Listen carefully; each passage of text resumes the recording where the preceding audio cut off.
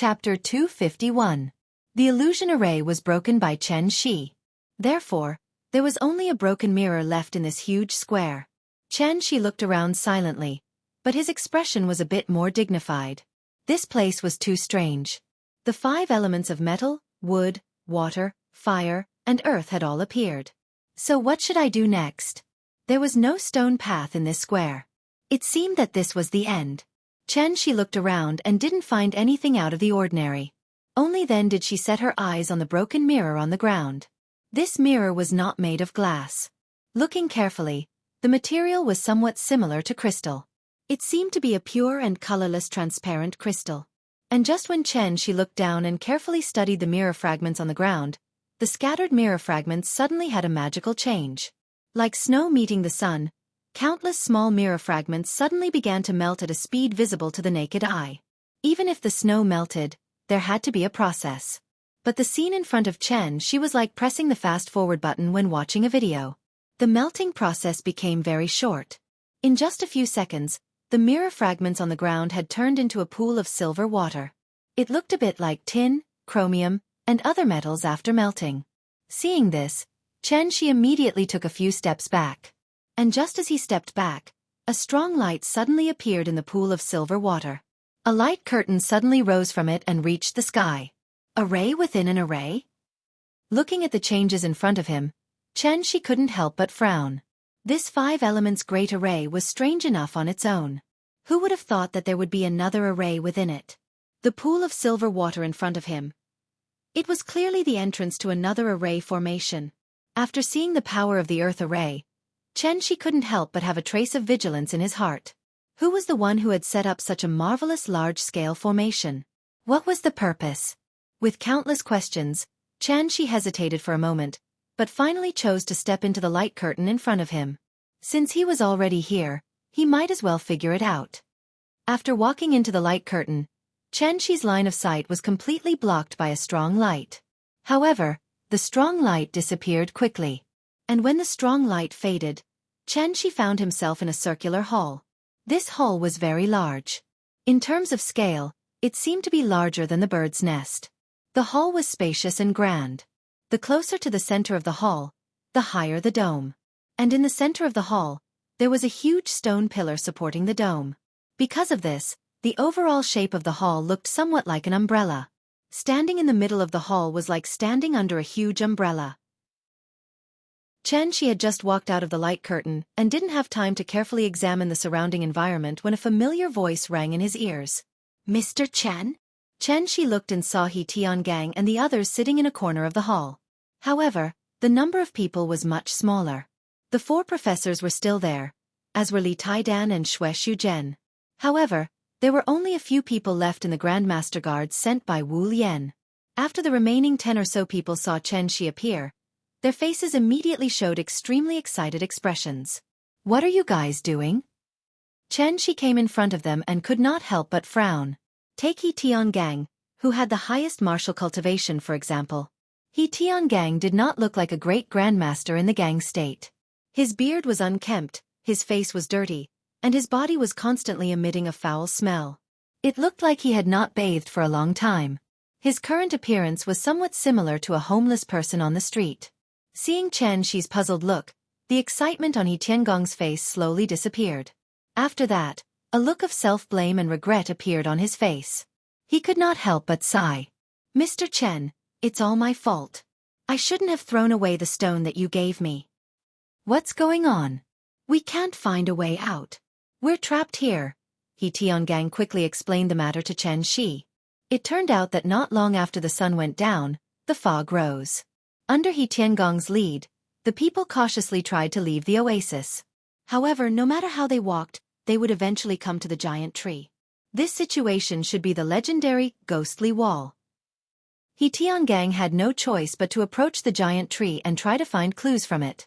He did not expect that this would trigger the formation door and make a passage appear in front of them. What happened after that was similar to what happened to Xianxia. Metal, wood, water, fire and earth. He Tiangang and the others had a mission, so they naturally did not dare to act rashly in the face of all kinds of strange situations. However, for some reason along the way, Although everyone knew that the things in the square were not to be touched, there were still people who could not control themselves and ran to touch those traps, thus losing their lives in vain. They kept moving forward in fear until they came to the hall in front of them. The hall was not dangerous, but there were no doors or windows. It was like a prison, completely trapping them here. After listening to He Tiangong's explanation, Xianxia could not help but frown. Not to mention the metal, wood, water and fire formations, just based on the earth formation at the end, how many people in this world could walk out alive with the exquisite layout of the formation within the formation? Xianxia thought that they had been wiped out long ago.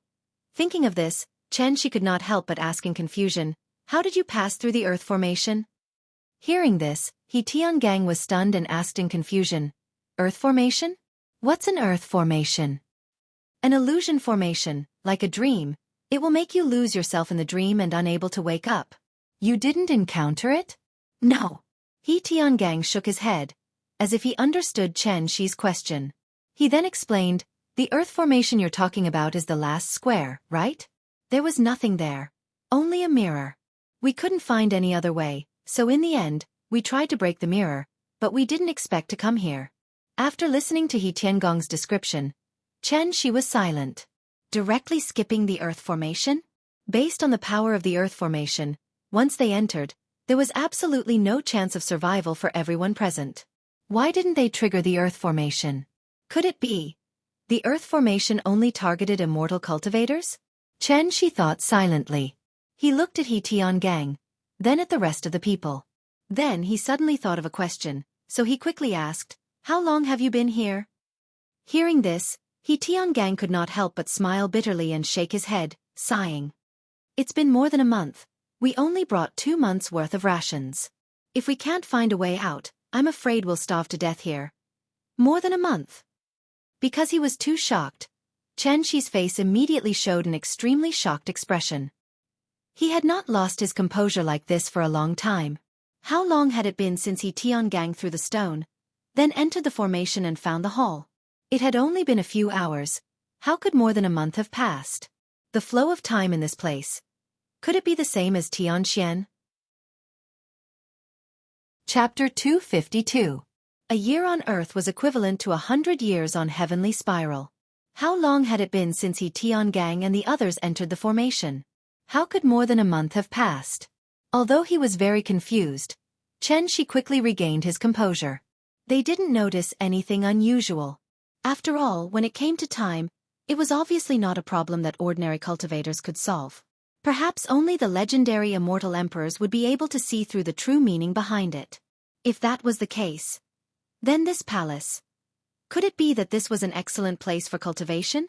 Just like the House of Mind in Dragon Ball, a year in the outside world was only a day inside. A cultivation place like this was close to being a bug in the system. The flow of time in different places in the universe was different. In Einstein's theory of relativity, it was believed that time and space were related. When combined together, they would form a four-dimensional space-time coordinate and participate in the process of physical changes. A typical example could be given. For example, the greater the mass of an object, the slower the time around it would become. This was demonstrated very directly in Interstellar.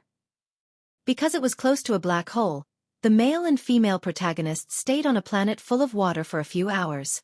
However, the crew members on the spaceship had already stayed on the spaceship for 23 years. When the male and female protagonists returned to the spaceship and met the crew members again, the crew members had already become white-haired old men. The reason why the flow of time on Heavenly Spiral was different from that of Earth was obviously because the mass of Heavenly Spiral was much greater than that of Earth. However, this palace was on Earth. So, what was the reason for the flow of time in this palace to be different from that of the outside world? Xianxia was only at the soul formation stage. He hadn't even comprehended the void. Naturally, it was impossible for him to comprehend the true meaning of time. Therefore, after frowning and thinking for a while, he decisively threw this inexplicable phenomenon to the back of his mind. The most important thing now was to find a way to leave this palace. As for the rest, he would think about it later. Thinking of this, Xianxia couldn't help but look up at the dome. There were circles of strange patterns on the dome. It was as if a large net was hanging in the sky. He looked down at his feet. The floor of the palace looked dark and shiny. The material seemed to be obsidian. The floor was not flat because there were many protruding lines on it. They looked similar to the lines on the dome. In the large hall, the white dome and black floor actually presented a different kind of beauty due to the similarity of the veined patterns. Apart from the giant stone pillar that supported the dome, there was nothing else in the hall. Xianxia circled the stone pillar but didn't find anything out of the ordinary. So, in front of everyone's surprised eyes, he jumped up and flew directly to the dome. Seeing this, Tiangang couldn't help but smile. He clenched his fists and shouted excitedly, "We're saved!" Hearing this, the Wu Lian people were all overjoyed. The person in front of him was a legendary celestial. He must have a way to get them out of this damned place. Li Taidan and Xue Shuzhen had been by Xianxia's side for a few days now. When they saw Xianxia suddenly reveal such an inhuman side, they were shocked. Their eyes were wide open and they couldn't say a word. Mr. Chen could fly? Could he be Superman? The people below were very excited, but after Xianxia flew to the dome, he couldn't help but frown. There was no light source in the hall, but it was still as bright as day.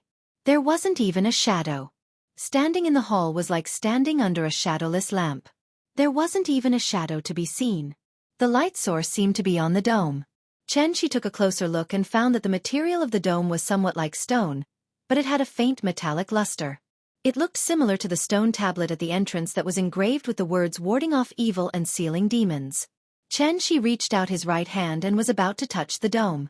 However, the moment his palm touched the dome, the originally solemn hall suddenly shook violently. Xianxia was shocked and quickly retreated a few meters. Then he realized that the movement was coming from the stone pillar that supported the dome. The stone pillar kept shaking, and a strong force seemed to be breaking out of it. Seeing this, Xianxia immediately shouted to the people below, "Be careful!" Just as he finished speaking, like a fragmented grenade exploding in the hall, the giant stone pillar that supported the dome suddenly broke apart and turned into countless pieces that shot out in all directions. Xianxia's figure suddenly disappeared in the air. When he reappeared, he was already in front of Tiangang and the others. He held the sword with both hands and placed the Tianyan sword in front of his chest. A light shield suddenly rose and protected Tiangang and the others. The giant stone pillar was at least 10 meters in diameter. Now that it suddenly exploded, thousands of pieces shot out in all directions in the hall, and there was a continuous crackling sound. If Xianxia wasn't here, Tiangang and the others would have been turned into a sieve by the flying pieces of stone, and there wouldn't even be a corpse left. The explosion soon subsided, and the pieces of the stone pillar were spread all over the floor. After Xianxia removed the light shield, Tiangang and the others carefully began to look around. The explosion just now was very fierce, but there wasn't even a scratch on the walls of the hall. From this, it could be seen how sturdy the hall was. The giant stone pillar that supported the dome turned into rubble, and at this moment, a pillar of light suddenly shot down from the dome. The pillar of light replaced the original stone pillar. Seeing this, Xianxia suddenly stabbed the Tianyan sword into the ground.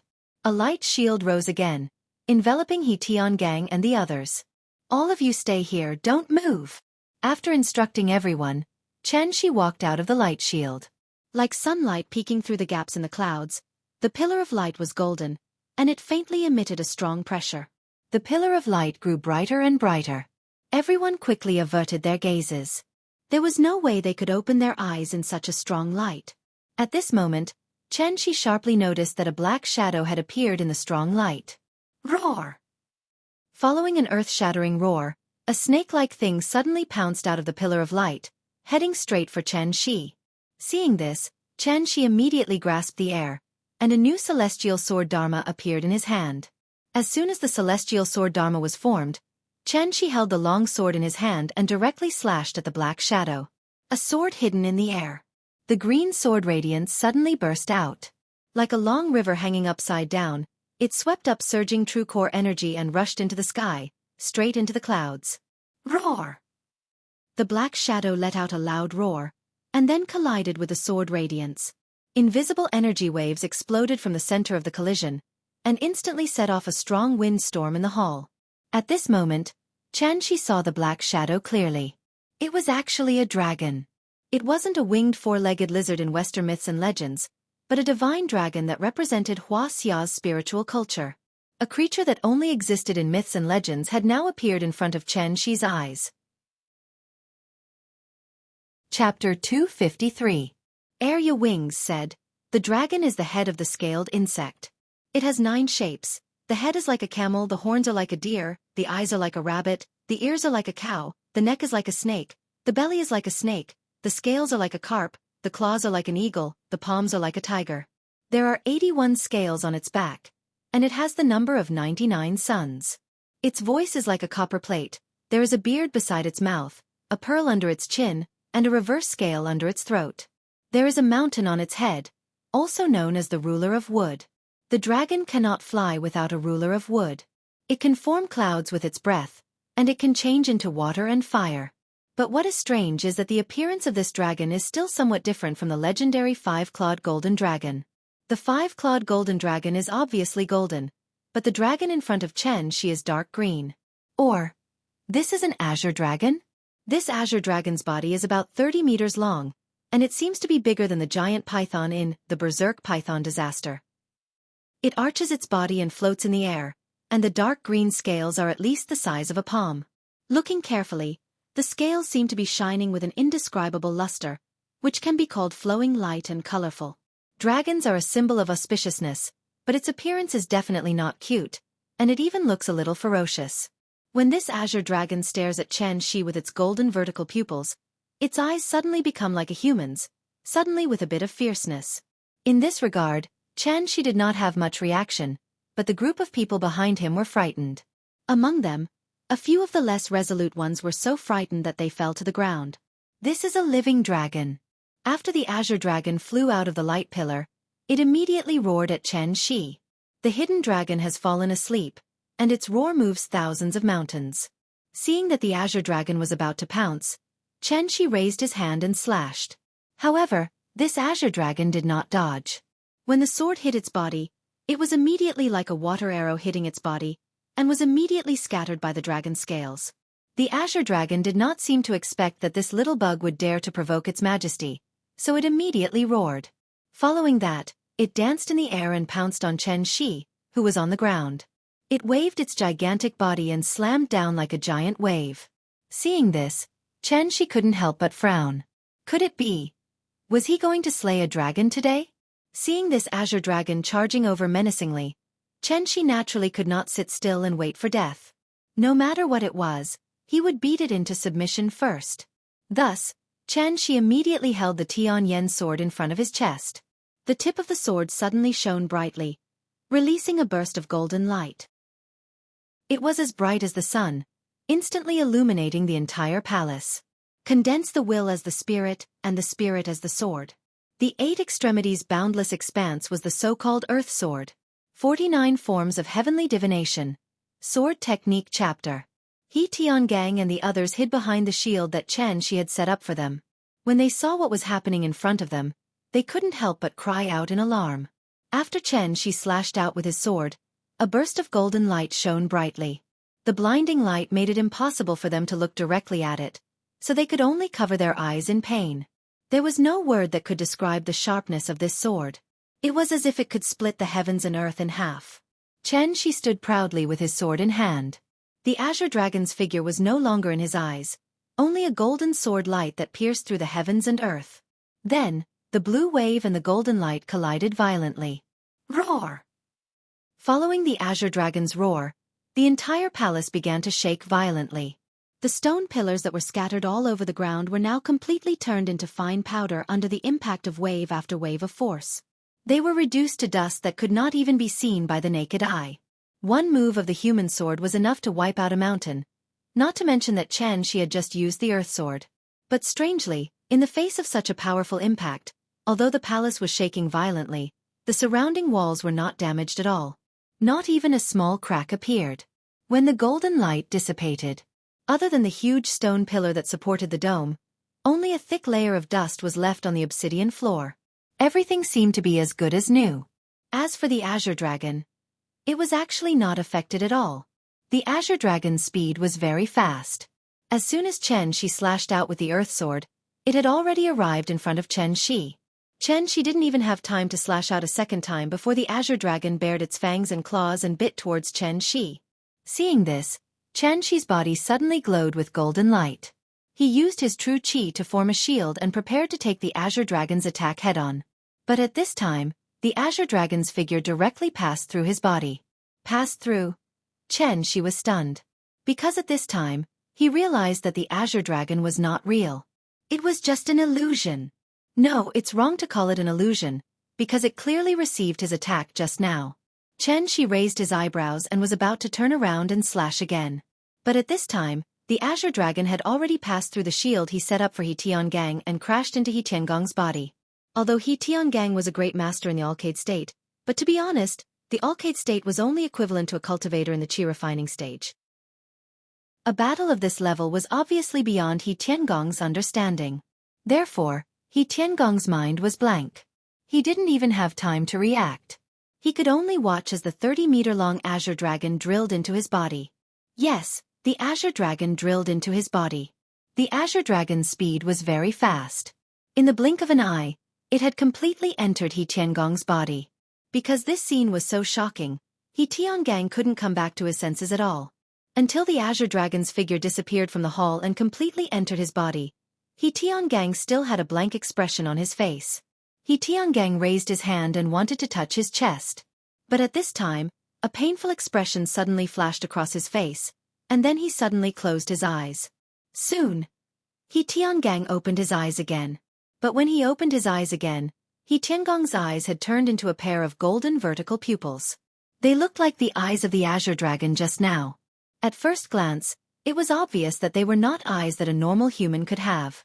How dare you, evil creature! Seeing this scene, Xianxia couldn't help but fly into a rage. Because he finally understood. He had been fooled. No wonder the stone tablet at the entrance of the formation was engraved with the words, "Seal evil and repel demons." Could it be that the formation was suppressing this azure dragon? But this azure dragon was clearly just a remnant soul. It was only because his divine soul was damaged that Xianxia didn't notice the abnormality at first. Looking at He Tiangong's current appearance, it was obvious that this azure dragon had taken over his body. Seeing this, Xianxia immediately let go of the long sword, and then suddenly clasped his hands in front of his chest. Since this azure dragon was just a remnant soul, he would destroy its divine soul today. 49 Styles of Heavenly Divination, Spell Section. Chapter 254. Possession? When Xianxia saw what was happening to He Tiangang, he immediately flew into a rage. After letting out an angry grunt, Xianxia suddenly clasped his hands together in front of his chest. Then, he slowly pulled his palms apart. A golden light suddenly appeared between Xianxia's palms. As he slowly pulled his palms apart, the golden light became brighter and brighter. In the end, it was as if Xianxia was holding the sun in his hands. The dazzling light that seeped through the gaps between his fingers was so blinding that it was impossible to look at it directly. The golden light in Xianxia's hands grew even brighter. But in the eyes of the Wu Lian people. But they didn't see anything. This was because Evil Vanquisher was an attack on the soul. They were not immortal cultivators, so they naturally could not sense the fluctuations in the surrounding spiritual energy. However, although the others could not see it, the azure dragon in front of them clearly knew what was good for it.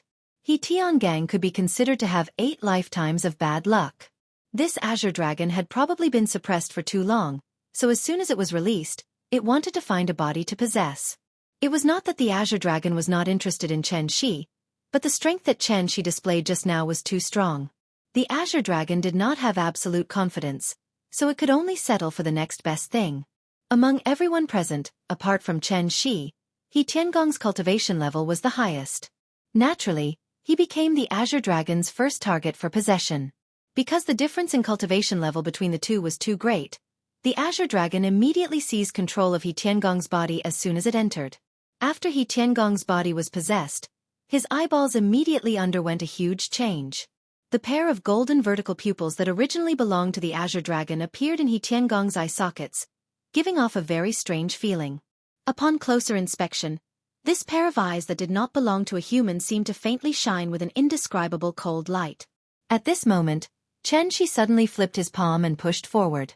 The white sun flame immediately released a boundless pressure.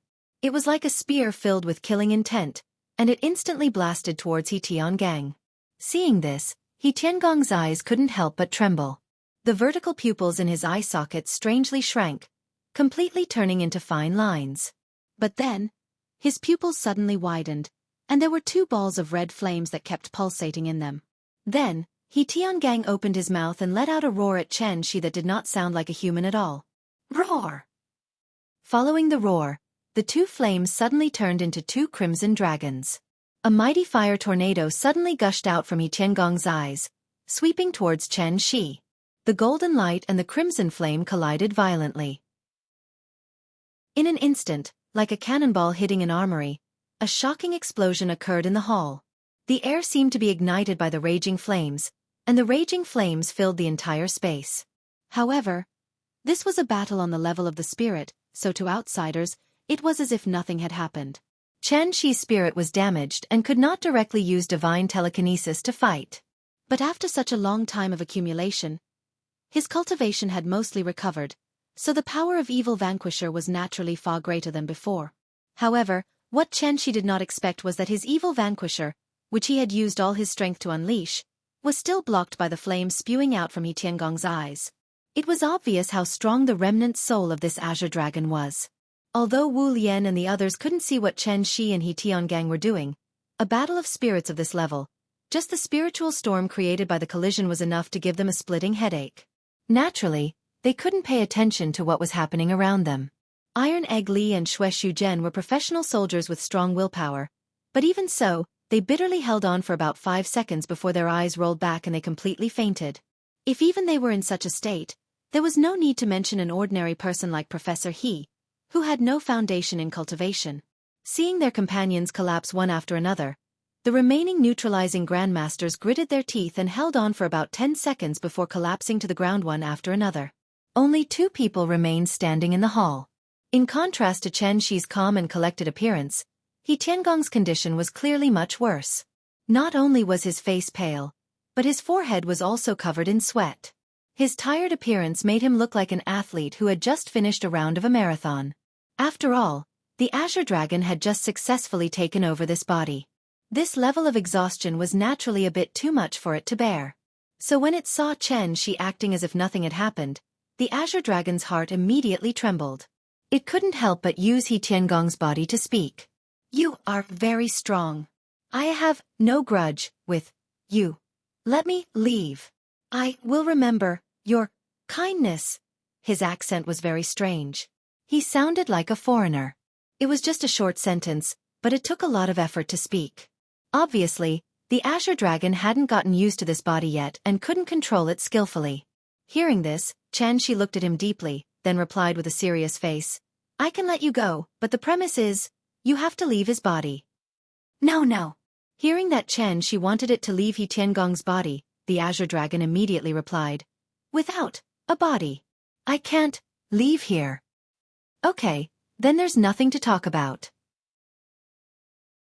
Xianxia shrugged indifferently, then said with a regretful expression, I brought him here. You took over his body right in front of me, and now you want to leave safely like nothing happened? Let me tell you, there's no such thing as a cheap deal in this world. After hearing Xianxi's words, He Tiangong's expression immediately became uncertain, as if he was thinking. But Xianxia didn't intend to give him too much time to think. Although He Tiangong's body was occupied by the Azure Dragon, his consciousness obviously couldn't be swallowed by the Azure Dragon so quickly. So as long as the Azure Dragon's remnant soul was driven out of He Tiangong's body, then He Tiangang could still be saved.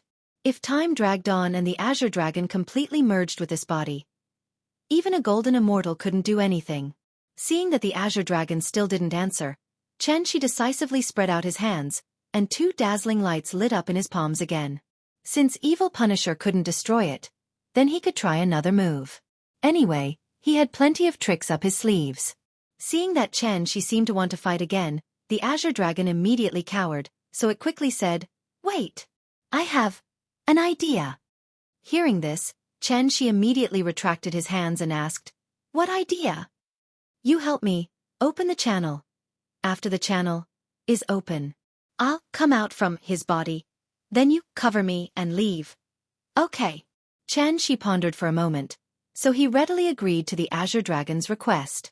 There was no exit in this hall, and the four walls were incomparably hard.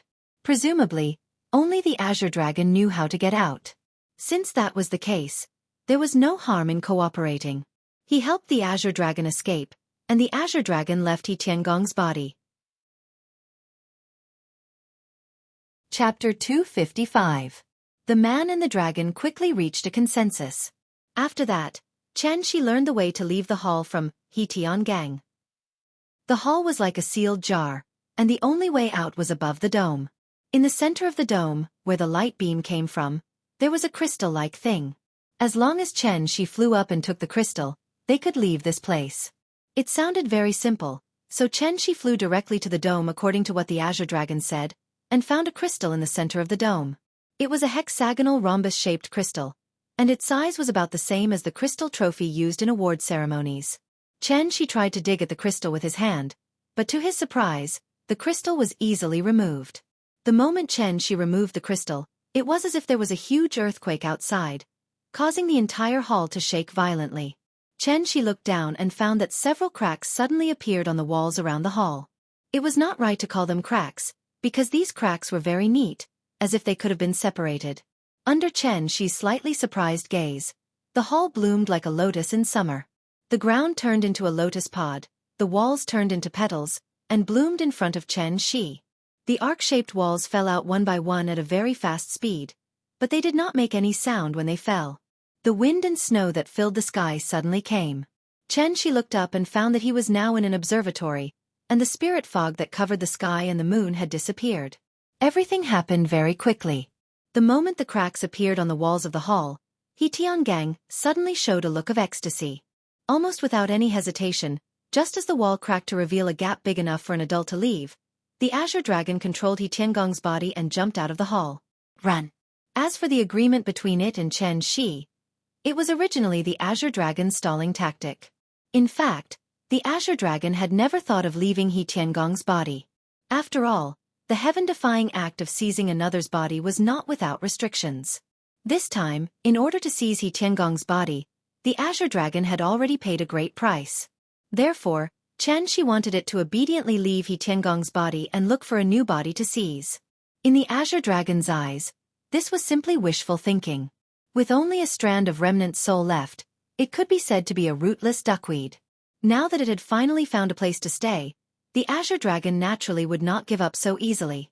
Although this body was still too weak at the moment, as long as it was given enough time, the Azure Dragon was confident that it could transform it into its original body. The little abacus in Azure Dragon's heart rang loudly, but it missed the most important point. That was, it did not have a correct understanding of Xianxia's cultivation.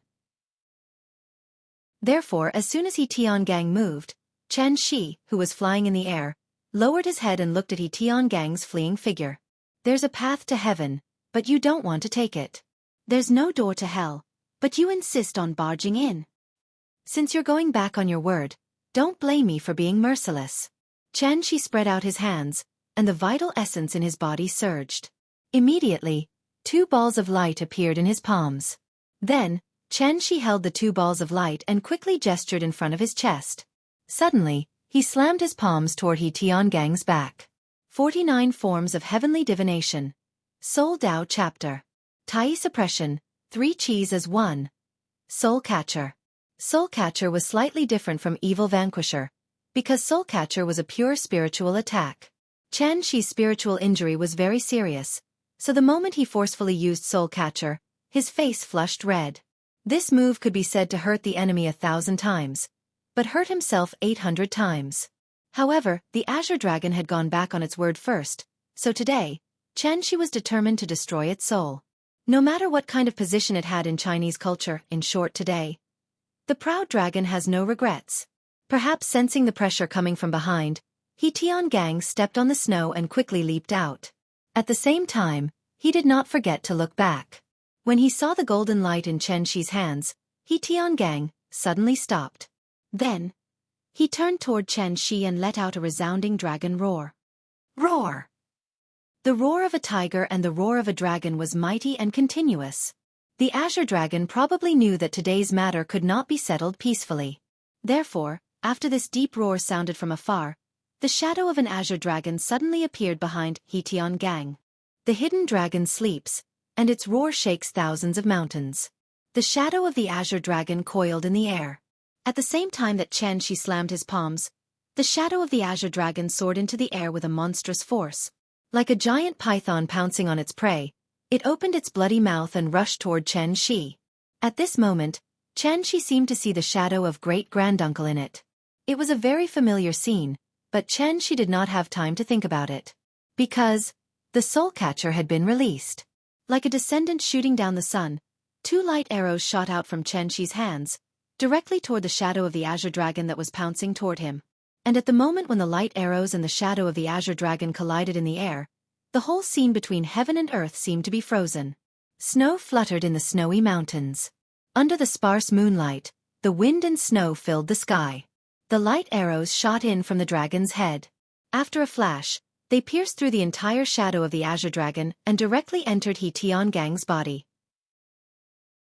The resounding dragon roar sounded again, but this time it did not come from Xianxia's mouth. Instead, it came from the shadow of the Azure Dragon. As if it had suffered a huge injury, the shadow of the Azure Dragon trembled violently. Then, it curled up into a circle in the air, raised its head and roared angrily toward the sky. Formless sound waves continuously sounded from the mouth of the Azure Dragon. Circle after circle, they spread in all directions. At the same time, Xianxia, who was on the ground, stared with his slightly ferocious golden vertical pupils. There was a trace of disbelief on his face. However, the surprise on his face did not last long. After a few breaths of time, Xianxia suddenly closed his eyes under the expressionless gaze of Xianxia, and then fell into the thick snow. At this time, the shadow of the Azure Dragon in the air, like a group of disturbed fireflies, suddenly turned into specks of starlight and disappeared in the wind and snow.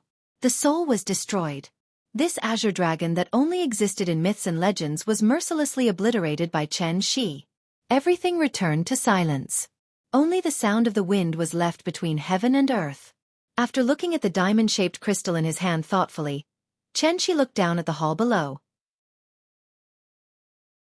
Chapter 256. Xianxia flew in the air and looked down at the scenery below. The thick spirit fog had dissipated, so his field of vision was wide open. After carefully observing his surroundings, Xianxia found that he was now on a snowy mountain not far from the Xiala mountain pass. In other words, although the formation entrance was in the oasis, the formation core was the unknown snowy mountain next to it. The walls around the hall were not closed, like an open-air camp. The dark ground was in stark contrast to the surrounding white snow. The wind and snow were too strong, and the temperature was at least -60 degrees Celsius. Therefore, in just a few minutes, Wu Lian and the others lying on the ground were covered with a thin layer of snow. Xianxia estimated that they would not wake up for a while, so he moved the survivors to the temporary laboratory in the oasis.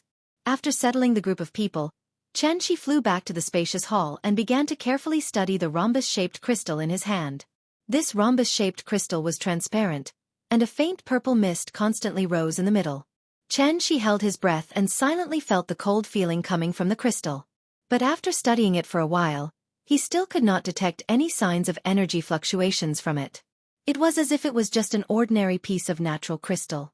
But that was obviously impossible. If the hall was the cage that imprisoned the Azure Dragon, then this crystal was obviously the key.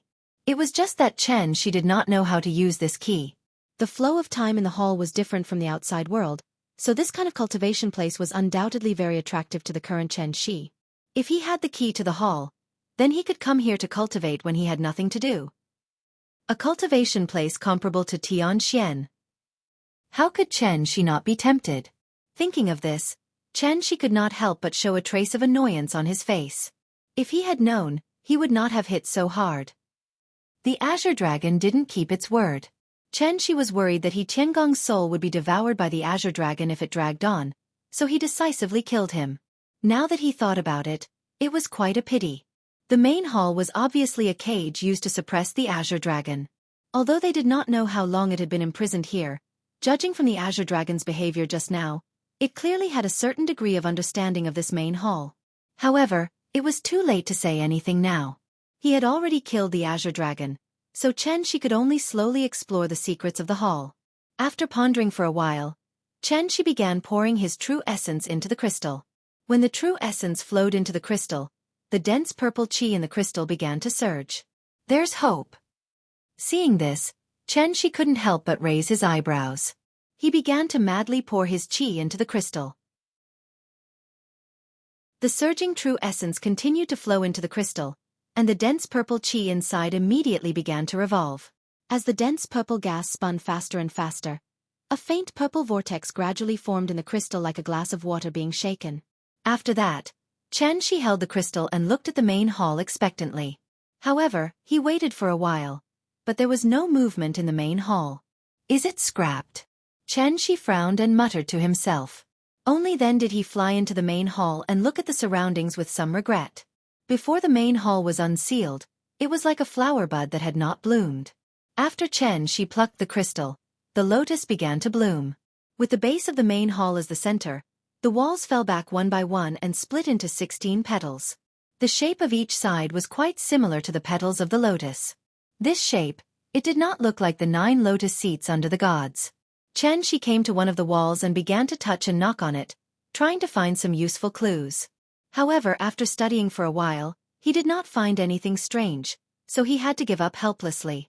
This main hall was probably the same as the formation, which was a one-time use, so there was no way to restore it after it was activated. What a pity! Xianxia flew to the top of the main hall against the wind and snow. After reluctantly looking back at the black lotus blooming on the top of the snow mountain, he was about to leave with some regret. However, at the moment he turned around, Xianxia suddenly remembered a sentence that the azure dragon once said. Without a body, I can't leave here. Without a body, there was no way to leave here. Once this place was opened, the wind would blow on all sides. How could he not get out? Thinking of this, Xianxia could not help but raise his eyebrows. He immediately turned around and flew into the main hall. Then, he sat cross-legged on the obsidian floor. After setting up a defensive formation, he began to try to let his soul out of his body. Soul out of the body. For Xianxia, whose soul had been damaged, this was actually a very dangerous thing to do. If he was not careful, his soul might be destroyed, leaving only an empty shell without a soul. It was difficult for Xianxia to even use his divine sense, let alone his soul out of his body. Therefore, just as he was about to leave his body, he immediately suffered a backlash. His face could not help but turn pale. Xianxia had no choice but to temporarily stop this dangerous behavior, and then silently adjust his breathing. Danger always accompanied opportunity. This cultivation place was extremely tempting to Xianxia, so he did not want to give it up. Therefore, after a simple adjustment, Xianxia began to try again. Bit by bit, he let his soul out of his body. The shape of the soul was not fixed. Although the azure dragon had been imprisoned for a long time, its soul had always maintained the appearance of its original body. From this, one could see the strength of the azure dragon's soul. Because Xianxia's soul was damaged, his soul looked like a weak flame. It was so weak that it could be extinguished by the wind at any time. When the flame flew out from between Xianxia's eyebrows, Xianxia entered a mysterious state. He didn't need eyes or ears, but he could clearly see everything around him. Even how a snowflake fell from the sky and how many times it spun in the air, Xianxia was very clear. This was the so-called divine sense. It was a type of perception that transcended the 5 senses. It was like a radar, and even the rustling of grass in the wind could not escape his divine sense. After his soul left his body, Xianxia, who had turned into a flame, carefully approached the edge of the hall. And just as Xianxia's soul was about to float out of the hall, a bright light suddenly appeared in front of him. Sure enough, although the hall was still in the shape of a lotus platform, when Xianxia's soul approached the edge of the lotus platform, circles of strange light patterns immediately appeared around him. Looking carefully, the light patterns were exactly the same as the patterns carved on the dome. Looking at the ground, the protruding lines on the obsidian floor were also strangely glowing at this moment. In an instant, the sky and the ground were full of light patterns. Like 2 large nets, Xianxia was firmly trapped in the center of the hall. Inescapable net. Chapter 257. Looking at the strange light patterns that covered the sky in front of him, Xianxia was not surprised, but happy. Through the perception of his divine sense, he had already keenly noticed that the diamond-shaped crystal in his hand had a new change. The dense purple gas in the middle of the crystal was originally in the shape of a whirlpool, but when Xianxia's divine sense floated to the edge of the hall, the whirlpool immediately turned into the shape of a lotus, and the shape looked somewhat similar to the current appearance of the hall. Seeing this, Xianxia immediately returned his divine sense to his body, ending this dangerous action. After his divine sense returned to his body, Xianxia was still sitting cross-legged on the ground. After silently adjusting for a while, he finally opened his eyes. Forcing his divine sense to leave his body was still too much for the current Xianxia. Therefore, after just a few minutes, his face became very pale, and he looked like a patient who had just recovered from a serious illness. However, although his face was ugly, Xianxia could not help but smile. Because he discovered a secret, and that was, this seemingly ordinary crystal was actually the legendary soul crystal. The so-called soul crystal was actually a strange crystal that could host the divine sense. This kind of crystal was also very rare in the Tianyuan world. The soul crystal was very precious. On one hand, it was extremely rare, and on the other hand, it was a necessary material to refine divine sense attack-type magic treasures. In addition to being able to refine magic treasures, the soul crystal, as a kind of spiritual treasure, had the effect of warming and nourishing the divine sense. With the environment on Earth, it was obviously impossible to breed a magical medicine that could heal divine sense injuries. Therefore, this soul crystal was definitely a life-saving straw for Xianxia whose divine sense was injured. No wonder this hall could imprison the Azure Dragon's divine sense. It was obviously because of this soul crystal. Thinking of this, Xianxia had a rough understanding of the mechanism of the hall's operation. Using the soul crystal as the eye of the formation to imprison the Azure Dragon, who was only left with his divine sense. And the reason why Tiangang and the others had not triggered any mechanism after being trapped for more than a month was, they were not immortal cultivators, so they did not have enough pure true essence to trigger the mechanism. Therefore, this array formation and the main hall were obviously set up by immortal cultivators. Moreover, this unknown immortal cultivator was at least at the insightful emptiness realm. Otherwise, it would be impossible for him to set up such a grand formation that involved the true meaning of the word void. With a soul crystal as the core of the formation, if not for his appearance and triggering the mechanism in the hall, the Azure Dragon who had lost his physical body would never have been able to escape the seal. There are also immortal cultivators on Earth? Thinking of this, Xianxia suddenly frowned. It was said that the proud dragon had no regrets, but now he was a little regretful. He should have left Azure Dragon alive to interrogate him. But what was done, and there was no point in regretting it now. Therefore, Xianxia could only put this question aside for the time being. Then, he closed his eyes and concentrated, trying to let his spirit enter the soul crystal. The soul fire once again flew out from between Xianxia's eyebrows, and then directly flew into the diamond-shaped crystal in his hand. After Xianxia's spirit flew into the soul crystal, a feeling as warm as the sun in March immediately enveloped his spirit. It was a very wonderful experience, and it made Xianxia feel very comfortable. His injured spirit could only sense things within a radius of 10 meters, but after his spirit entered the soul crystal, the range of Xianxia's divine sense suddenly expanded and covered the entire mountain in an instant. In an instant, with the crystal as the center, Xianxia could sense every movement in the wind and grass.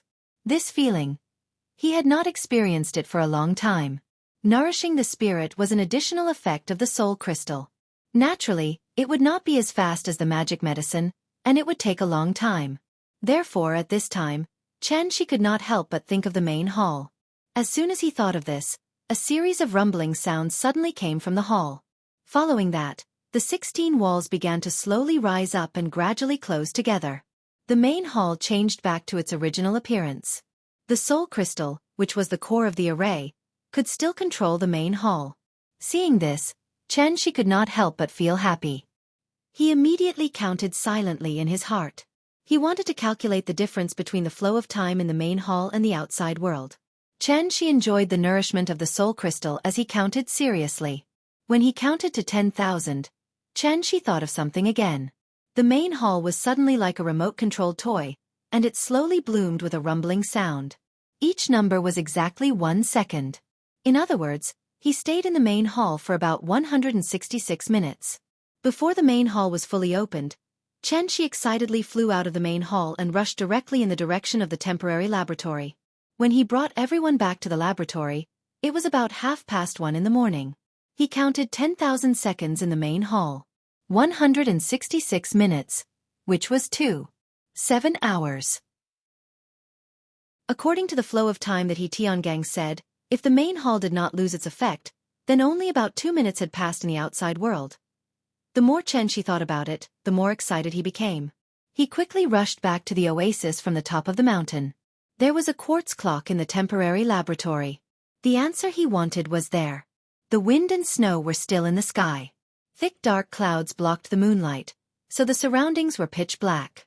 After nervously opening the storm door of the laboratory, Xianxia saw Tiangang and the others, who were still unconscious. In the dim laboratory, only one energy-saving lamp was still on. Next to the energy-saving lamp was the quartz clock that Professor he had brought. Xianxia walked to the table and looked down at the time on the table. He was stunned. The time on the quartz clock indicated that it was 1:55 in the morning. When he left, the time should be around 1:34 in the morning. Putting aside some errors, it should be around 20 minutes. However, he stayed in the main hall for a full 10,000 seconds. In other words, the ratio of the flow of time between the main hall and the outside world should be about 8 times. It was not as exaggerated as 100.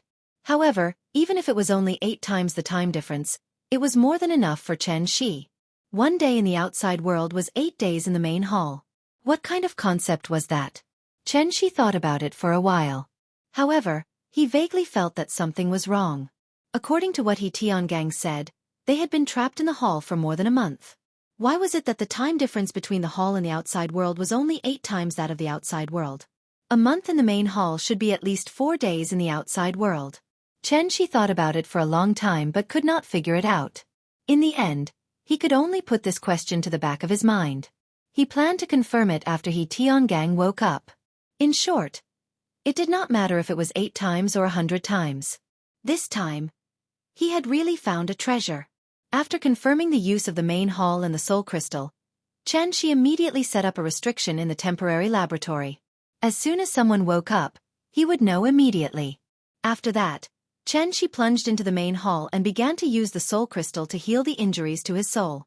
Because his soul was out of his body, he could not cultivate.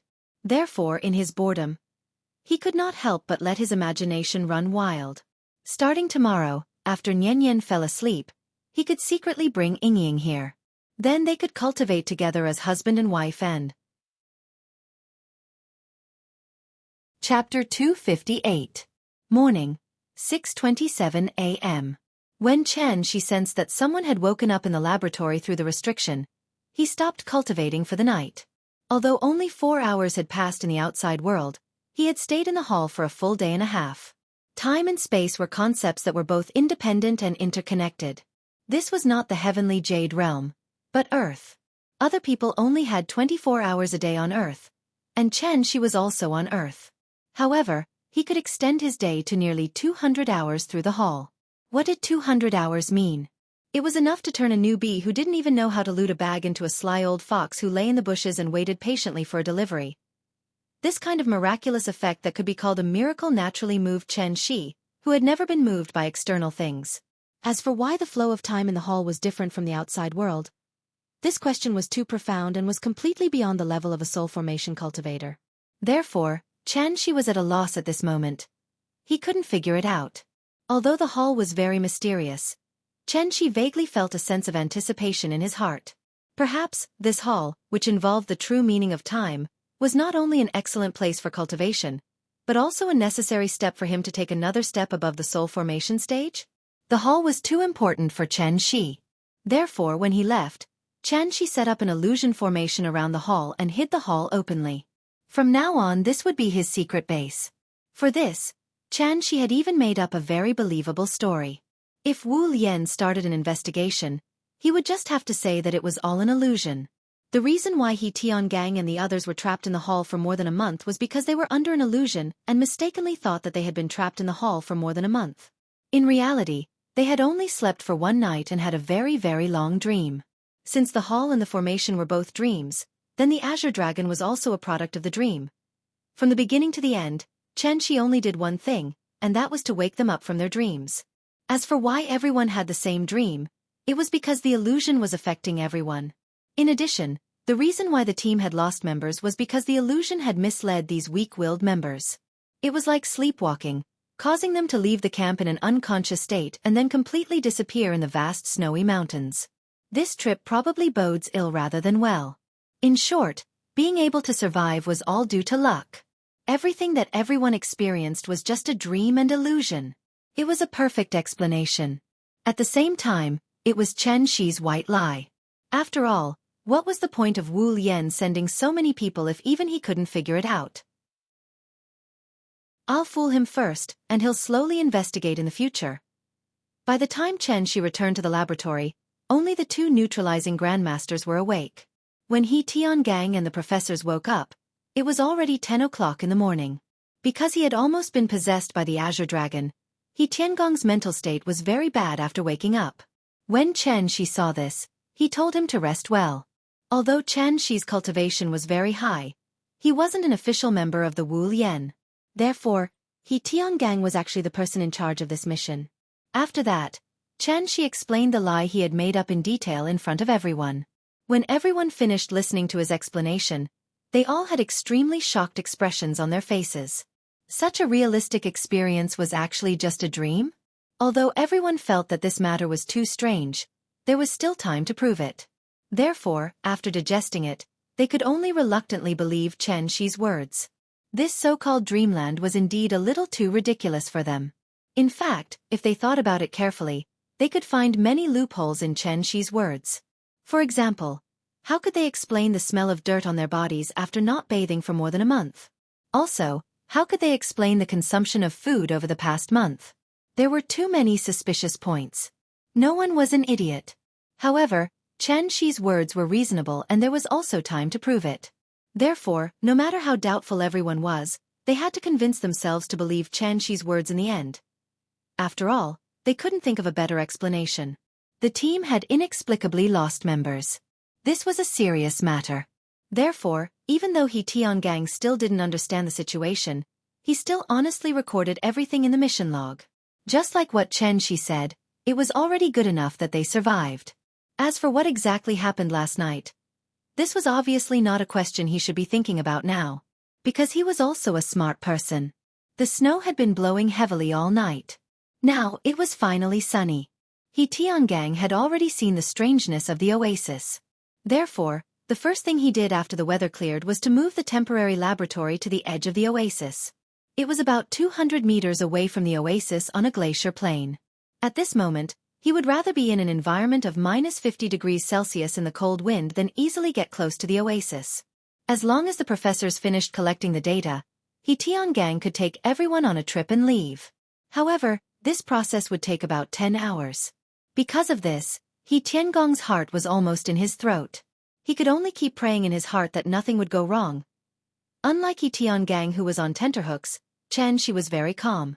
After patrolling the area with everyone, Xianxia stuffed a stone into He Tiangong's hand. The spirit fog dissipated and the mysterious 5 elements formation also disappeared. Although the hall didn't disappear, the soul crystal, which was the core of the formation, was in his hands. The danger was gone, so Xianxia was thinking. Was it time for him to get off work and go home? It was almost noon. If Nian didn't see him when she woke up, would she cry to Ying? When he thought of the little girl's clingy look, Xianxia suddenly became eager to go home. He couldn't wait to fly back to the little girl's side. After last night's experience, when He Tiangang saw Xianxia handing over another stone, he didn't even wait for Xianxia to speak. He Tiangang rushed to take the stone and smiled. I understand. Mr. Chen, go do your work. I'll throw the stone if there's anything. Hearing this, Xianxia suddenly smiled. Saving his life was worth it. This He Tiangang was interesting. After talking with He Tiangang, Xianxia left the Sayakan Glacier. When he returned to Chengdu, it was already 1 o'clock in the afternoon. Xianxia hid his body and landed in a secluded alley behind Wuhou Shrine Street. He had just walked out of the alley and looked up to see that the entrance of Aunt Zhang's neighborhood was crowded with people. A police car was parked by the side of the road. Many people surrounded the security booth and discussed. Looking at the situation, it seemed that something big had happened in the neighborhood. Although they were separated by a street, Xianxia's ears were very sharp. Therefore, when he walked to the neighborhood, a conversation among the onlookers instantly made Xianxia frown. I heard that a child was kidnapped. What a big child? 4 or 5 years old. Is it a boy or a girl? Little girl, she looks so obedient. Oh, why don't those bastards get their retribution? Xiao is so wicked. He's probably been hit by a car and died on the road. Attention Lamakes 666. Chapter 259. There was a child abducted in the community? A 4 or 5-year-old child. A little girl. When Xianxia heard this conversation, he couldn't help but frown deeply. Although he also knew that it was impossible for Nian to be abducted, as a father, Xianxia still subconsciously thought of Nian, so his heart was more or less a little nervous. There weren't many things in this world that could make him nervous. Nian's safety was obviously the first priority. But Nian couldn't have been abducted. Impossible. Absolutely impossible. Even if the earth exploded, it was impossible. This was because he put a lot of enchantment magic weapons on Nian. Once the enchantment was triggered, even if Xianxia was far away on the moon, he would immediately know. Moreover, with Qin Ruoying and Aunt Zhang's meticulousness, it was obviously impossible for them to let Nian run around alone, so they basically eliminated the possibility of Nian getting lost. However, even if he knew that this was impossible, Xianxia was still a little worried, so he subconsciously quickened his pace. In the blink of an eye, he had already arrived at the gate of the community. Auntie Zhang's neighborhood was an old-fashioned neighborhood that didn't even have elevators. Naturally, there wouldn't be any grand decorations at the entrance of such a neighborhood. Even the railings for parking fees were only built after cars became popular. There were many people gathered at the gate of the community. Most of them were uncles and aunties above the age of 40. The family who lost the child lived in the building next to Aunt Zhang's. The child's parents had to work, so it was usually the grandparents who took care of the child. Now that the child was lost, the old couple could only sit on the ground and cry helplessly. The old couple was so sad that they couldn't speak, but the onlookers were talking one after another, giving the police who came to check the situation a headache. After all, losing a child attracted more attention than jumping off a building. There were only 3 surveillance cameras in the community, and one of them was at the gate. However, the resolution of these cameras wasn't high, and they were in black and white, so the images looked very blurry.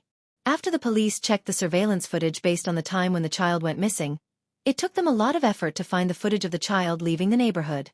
The child ran out on her own, but she was following behind a woman riding an electric scooter. It seemed that she was willing. Human traffickers generally like to abduct children under the age of 5 because the children's minds were not fully developed yet. Naturally, they would not be vigilant and would be pleased with toys or candy. Speaking of human traffickers, it was actually an occupation with a long history. In ancient times, there was a saying that there were 3 religions and 9 classes. Human traffickers were one of the 9 classes. In ancient times, they were called demons of time. They did immoral things like abducting people. However, compared to modern times, human traffickers in ancient times were still too naive. After abducting women and children, they would only sell them for money. If the abducted women and children were lucky, they might even be sold to a rich family and live a better life than before. Now, in addition to human trafficking, human traffickers have also found a new way to sell organs. Abduct the child first, sell the organs, and then sell the child for money. If the child couldn't be sold, then break the child's arms and legs and let the child beg. If begging didn't work, then let them steal. What if they couldn't even steal? That was very simple. Throw them into the AIDS ward. If they tested positive for AIDS, they would be assigned to the AIDS team. In the future, they would be responsible for collecting debts. If there was a debt collector who didn't pay up, then they would think of ways to infect the debt collector. In short, they made the best use of everything, and their methods were beyond the imagination of ordinary people. It could be said that, utterly devoid of conscience. To the human traffickers, children were just valuable goods in their eyes. The big goods were boys, and the small goods were girls. Of course, there were only a few such large-scale human traffickers. Ordinary small fish and shrimps would not be so cruel. Nowadays, parents were aware of this, so they would teach their children not to talk to strangers from a young age. Under such circumstances, this woman was able to get the child to leave with her willingly. She was obviously a repeat offender. If she was caught, she would definitely be shot to death. It was just after the new year, and the human traffickers were already at work. Parents with children at home naturally felt afraid. Since one went missing, there was a possibility that a second one would go missing. Therefore, a few onlooking parents immediately used this opportunity to educate their children. Suddenly, the children were so scared that they started to cry. Outside the community was an old street, and there were no cameras. Therefore, the police had to carefully look through the entry and exit records for the entire day. After a long search, they finally found the woman's face. However, this woman had a certain level of anti-detection awareness. She was wearing an ordinary down jacket with a hood, and she even wore a hat. Therefore, the woman's face could not be seen clearly on the surveillance screen. Seeing this, the two police officers suddenly looked at each other helplessly. Well, this was probably another unsolved case. It wasn't that they didn't work hard, but they really couldn't do anything. As parents, they didn't look after their children and let their children be abducted by human traffickers. Even if they called the police in time, in this vast sea of people, where could the police find them? They could only walk through the streets and ask door to door. They would be thankful if they could get a little bit of useful information. After all, the human traffickers were not stupid. The kind of idiot who suddenly wanted to commit a crime because of a lack of money was always in the minority. The habitual criminals would definitely plan a retreat in advance. It was indeed difficult to catch. Xianxia walked around the crowd into the community. From afar, he saw Aunt Zhang's family and Qin Ruing, who was holding the little boy. The little boy was lying on Qin Ruing's body, his two hands tightly wrapped around her neck. His little face was full of nervousness and timidity. Aunt Zhang probably took the opportunity to educate him. Xianxia squeezed into the crowd and walked in their direction. The little boy stood high and could see far, so before he could get close, he had already seen his father in the crowd. He immediately shouted excitedly, "Papa! Papa!" Seeing this, Xianxia immediately smiled and waved at him, then quickly walked to Qin Ruing's side. When Xianxia came over, the little boy immediately reached out his hands and motioned for Xianxia to hold him. This action was very common, but the slightly different thing was that when the little boy saw his father this time, his cute little face did not show much of a smile. She was obviously frightened.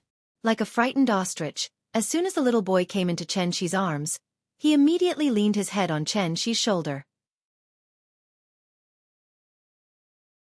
Chapter 260. The little girl was scared out of her wits because Auntie Zhang had just taught her a lesson by scaring her. Although the little girl was scared and seemed to be traumatized, Xianxia didn't think there was anything wrong with Auntie Zhang's behavior. After all, if she didn't pay attention to education in this area, it would be too late for regrets when the child was taken away by human traffickers. Although that was basically impossible, setting an alarm bell in Yanyan's heart in advance was always a precautionary measure. Human trafficking had always been the most serious topic of this era. Behind it was the dark side of civilized society. Why did human traffickers like to abduct children under the age of 5? It wasn't just because children were easy to deceive, but because children couldn't remember things. After 2 or 3 years, they basically didn't recognize their biological parents. Instead, they would treat the family that adopted them as their closest relatives. After many years, even if the child had a little bit of memory before they were abducted, it was usually just fragmented fragments and not enough for them to recall the complete experience. Ordinary people might feel that this kind of thing was far away from them, so whenever they saw news about it, they felt like they were listening to a book from heaven and had no interest in it at all. But all of this was actually close at hand. According to statistics, there were as many as 20,000 cases of human trafficking of women and children in the country in 2015, but the number of cases that were solved was only 3,000. The solving rate was only 17%, not even 20%. And behind these simple numbers, there were families that were shattered because of the loss of their children, as well as parents who were devastated. Human traffickers didn't need to be ruthless like the underworld, so they usually looked ordinary. They might be kind aunties passing by on the street corner, or they might be honest farmers. But under those seemingly harmless skins, there was a cold and cruel heart. Therefore, in Xianxia's view, there were 2 kinds of behavior in this world that could be called heinous and could be directly shot once caught. And that was drug dealers and human traffickers. The western region had always been the disaster area of human trafficking cases. Although Chengdu had successfully become a new first-tier city in recent years, this kind of thing was still a common occurrence. Auntie Zhang's goal of educating the child had been achieved, so she waved her hand and asked everyone to go home. During this time, she pursed her lips and didn't say a single word. In fact, whether it was Aunt Zhang or the onlookers, they could only feel a deep sense of helplessness at the same time. This also caused the atmosphere at the entrance of the residential area to be very oppressive. The old couple who had lost their child sat on the ground and cried miserably. He immediately stood up and shouted, "Come, come, come, doctor, come and take a look." This doctor who came like timely rain was obviously Chen Shi. Based on the old man's current situation, it should not be a simple heart attack. It should be a myocardial infarction caused by excessive stimulation. To explain it in professional terms, the old man's emotional agitation caused his blood pressure to rise sharply. The burden on the left ventricle was obviously increased, the secretion of catecholamines increased, the demand for oxygen and blood in the myocardium increased, and the coronary artery was obviously insufficient, resulting in myocardial infarction and sudden cardiac arrest. Myocardial infarction was an extremely dangerous state. It could be said to be half a step into the gates of hell. The golden time for rescue usually did not exceed 30 seconds. The two police officers present had only learned some simple first aid skills, so they could not see the seriousness of the problem at all. They did not even realize the old man's heart had stopped beating. Chen Shi squatted beside the old man and pretended to pinch the old man's philtrum. Only then did he quietly release his true vitality. He used true vitality to inject oxygen into the old man's brain and wrap the old man's heart with his true vitality. After that, Chen Shi controlled his true vitality and began to slowly squeeze the old man's heart, forcibly simulating the state of the old man's normal heartbeat. Thump, thump, thump. Finally, Chen Shi's efforts were not in vain. After about 2 minutes, the old man lying on the ground suddenly frowned and then coughed violently. Seeing this, the surrounding crowd suddenly burst into a burst of loud cheers. Chapter 261. Seeing that her father had saved someone, the expression on the little girl's face suddenly became triumphant. Everyone praised Chen Shi loudly. After a few polite and modest words, Chen Shi retreated to the back of the crowd with Yingying and Yan. His appearance was like a sudden ray of light in the darkness. Even if the old man was half a step into the gates of hell, Chen Shi still managed to save the old man very smoothly. In the news, it was often seen that the old lady would suddenly die shortly after she had a dispute with others. A large part of the reason was that the old lady's heart was not good. If she was not careful and was stimulated, she could die of sudden cardiac death. The police were also frightened by the old lady's physical condition, so they did not dare to ask them to go back to the police station now. They could only wait for the ambulance to come and send the old lady to the hospital for a checkup. However, even though the old lady was lucky to survive, the first thing she did after waking up was to look at the crowd and cry, "Where's my granddaughter? Where is my granddaughter?" When the old man saw his wife's sad look, he could not help but feel sad. The old couple immediately hugged each other and cried bitterly. The old lady was so pitiful. This also made Qin Ruing feel kind. So she gently tugged at Chen Shi's clothes and asked in a low voice, "Shi, can you help them?" Chen Shi turned his head and saw his wife's slightly expectant gaze. He could not help but nod. But then he frowned slightly. After all, it was very troublesome to find a person in a vast sea of people. If it were not for his sister-in-law taking the initiative to come to him, Chen Shi might not have found Qin Ruing until now. So, he was also aware of the difficulties. However, this kind of thing happened in front of him. Seeing the old lady's pitiful appearance, Chen Shi still felt a little sorry for her. So, he made up his mind to find their child for them. As for how to find her, he had to think about it carefully. So, Chen Shi came to the security room and asked to see the surveillance video. Because he had just saved the old lady, the security guard's attitude towards him was very friendly. Almost as soon as Chen Shi suggested his idea, the security guard began to retrieve the surveillance footage for him. "I saw that woman come in. She was riding a battery-powered scooter. She should be in her 40s or 50s, but it was just a glimpse, so I can't remember clearly." "Do you have a picture of the child?" "Yes, this is a recent photo of the doll. Uncle Li just showed this to the police. I saved a copy, and I'm going to put up a missing person notice on the door later. Xianxia looked at the child's photo carefully. After memorizing the child's appearance, he nodded and said to the security guard, "Okay, I'll go out and ask my friends to help me see if there are any clues about the child."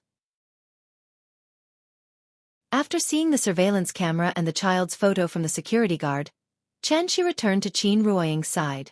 When the little fellow heard that her father was going to help find someone, she immediately pulled a long face and cheered for Xianxia righteously. "Papa, you can do it. I'll wait for you at home."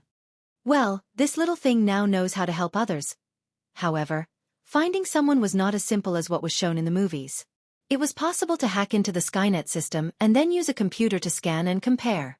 Although this operation was feasible to a certain extent, the success rate was far lower than imagined. After all, as long as it was not an impulsive crime, the criminals would definitely check out the place in advance and try to avoid the surveillance cameras when committing the crime. They would also disguise themselves to a certain extent. Although Xianxi's divine sense had recovered a little, the range was still too small. The scanning radius of only more than 10 meters was not even as far as he could see directly with his eyes. Because the injury to his divine sense had not fully recovered, Xianxia could not use search spells such as bloodline tracking or divine sense searching. Now, it was really too difficult for him to find a child who had been abducted and sold in a city with an area of more than 800 square kilometers and a resident population of more than 10 million. However, although it was difficult, since he had promised Yingying that he would help the old lady, Xianxia would try his best to do it. He would just take it as accumulating good karma for himself. Although he could not directly find out the whereabouts of the human traffickers, Xianxia could use his own reasoning to find them. How to reason? It was actually very simple. First of all, the left turn out of the neighborhood was Wuho Temple Street, and the right turn was the alley where Xianxia had landed on his way back. After the human traffickers had deceived the child, it was impossible for them to run to the main street, so the alley without cameras was the only choice. The child was about the same age as Nian. At the age of 4, the child already had his own consciousness. Once the child found out that he had been deceived, he would definitely cry and make a fuss. Therefore, the human traffickers would not choose to leave Chengdu by bus or train. They must have their own means of transportation, and it was very likely that it was a cheap and affordable van or a second-hand car. Of course, if the human traffickers did not have a means of transportation, it would be easier. They would definitely temporarily put the child in a stronghold and then contact a car for transportation. Time was another key clue. From the time the child went missing until now, it had not been more than an hour. In just a short hour, a human trafficker who had successfully abducted a child would not dare to take the child through the streets and alleys and wander around the main streets of Chengdu.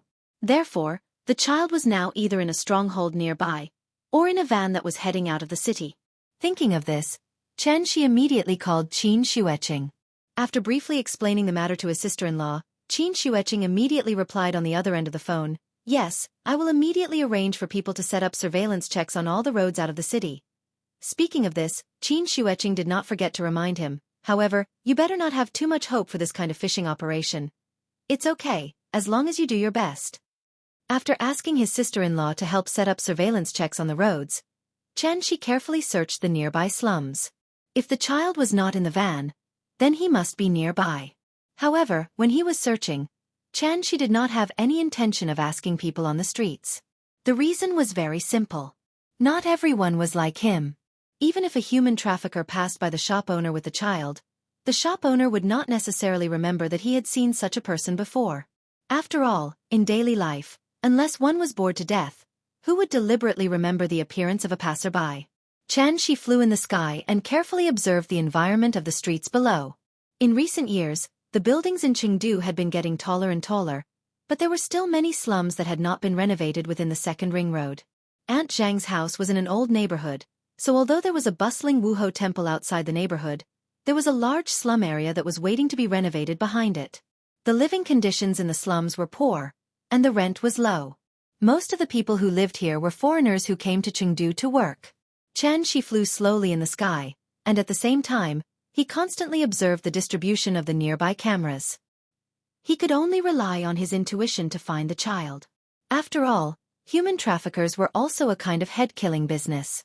It was not because of the law, but because once they were caught by the people, they could be beaten to death by angry people. Therefore, from the perspective of a human trafficker, they naturally had to hide in a secluded and safe place, And there were definitely not many cameras near that place. Xianxia studied for a while, then chose an old tube-shaped apartment, and then directly flew to the roof of the apartment. Then, he took out the soul crystal from his pocket.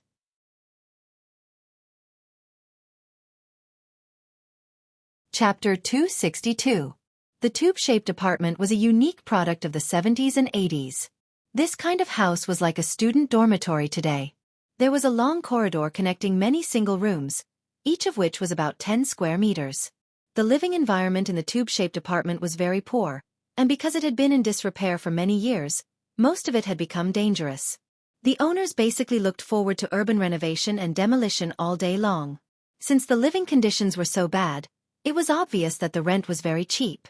Perhaps because the new year had just started, most of the migrant workers were still in their hometown and had not returned to the city to work, so there were not many residents in this tube-shaped apartment. Xianxia sat cross-legged on the rooftop, then held the soul crystal in his hand. He wanted to use the soul crystal to expand the range of his divine sense, so that he could carefully search this shanty town. If he couldn't find it, then he could only put all his hopes on his sister-in-law. Although she was not his child, he had already promised to help the old man find his child, so Xianxia naturally had to do his best. Therefore, after a simple adjustment, Xianxia calmed his breath, then drove his divine sense into the soul crystal. The moment his divine sense entered the soul crystal, Xianxia seemed to have become a dolphin, and began to spread his divine sense outward in a way similar to using sonar. What was divine sense? It was a way of perception that transcended the five senses, somewhat similar to the legendary sixth sense. Even if Xianxia closed his eyes, with him as the center, everything within a radius of hundreds of meters was under his control. A world in a flower, a Bodhi in a leaf. Within the range of his divine sense, he could immediately detect the slightest movement of everything in the world. Even the tiny flies in the gutter, or the earthworms hidden in the soil, no matter how well they hid, could not escape Xianxia's discerning eyes. This was divine sense. The tube-shaped apartment was a dormitory that the public institution had assigned to the employees in the past. There were a total of 3 buildings, covering an area of about 2,000 square meters. With the enhancement of the soul crystal, Xianxia scanned the 3 buildings almost instantly. Good lord, this scan is amazing. Xianxia was now on the rooftop of Building 1, and there was actually a corpse hidden in the building below him. Why was it hidden? It was because the corpse was sealed with cement in the bathroom at the end of the corridor. The toilets and bathrooms in the apartment were all shared. The body was under the sink in the bathroom, sealed inside with cement and bricks. In addition to the corpses, there were also many drugs hidden in these 3 buildings. Presumably, there were many drug addicts living here. It had to be said that Xianxia had found the right place. This place could be said to be filthy and filthy. It should be flattened with a cannonball. In addition to the corpses and drugs, in an inconspicuous room at the corner of the top floor of building number 3, Xianxia found more than a dozen children who were hidden by the human traffickers. Among these children, the youngest should only be 1 or 2 years old, and the oldest should be 6 or 7 years old. In addition to the children, there was also a girl who was about 16 or 17 years old. It was obvious that these human traffickers had abducted humans as well as children. How long had it been since the Chinese New Year? Looking at the situation, these bastards must have made a fortune during the Chinese New Year. After all, according to the market price, the total value of these children and young girls added up to more than 700,000 yuan. According to the Central Guang Night News, according to different statistics, the number of missing children in Wuxia every year was about 200,000, and only 0.1% of them were found. If calculated according to the average market price, then this was really an industry with a production value of over 100 million yuan. The granddaughter of the old couple was called Ting Ting. Because Nian Nian had just come to Aunt Zhang's house, she had not played with Ting Ting yet. Ting Ting was among the children. Perhaps it was because she had just arrived, but she was in good spirits and was struggling particularly hard. The children were abducted, so the human traffickers naturally would not provide them with good food and drinks. In the eyes of the human traffickers, these children were valuable goods, so in addition to tying the children's hands and feet firmly with ropes, the human traffickers also used towels to gag their mouths. The children were lying on the ground crookedly. Even if they could not speak, they still kept making woo-woo sounds out of fear. Because they cried so hard, one of the children's eyes were so swollen that only a slit was left. This scene made Xianxia very uncomfortable. After all, he also had children. If someone tied Nian up and threw her on the ground like this, he really could not imagine what a father would do in a rage. Therefore, the moment he saw this scene, Xianxia expressionlessly withdrew his divine sense, then got up and flew to building number 3. There was only one adult in the room, a woman in her 30s. The woman seemed to be in a good mood. At this moment, she was squatting next to the pitiful young girl, and holding the young girl's chin with one hand and taking photos with her phone with the other. Looking at this situation, she seemed to want to sell this young girl for a good price. Xianxia flew to the top of the room where the children were locked up, but he did not immediately act.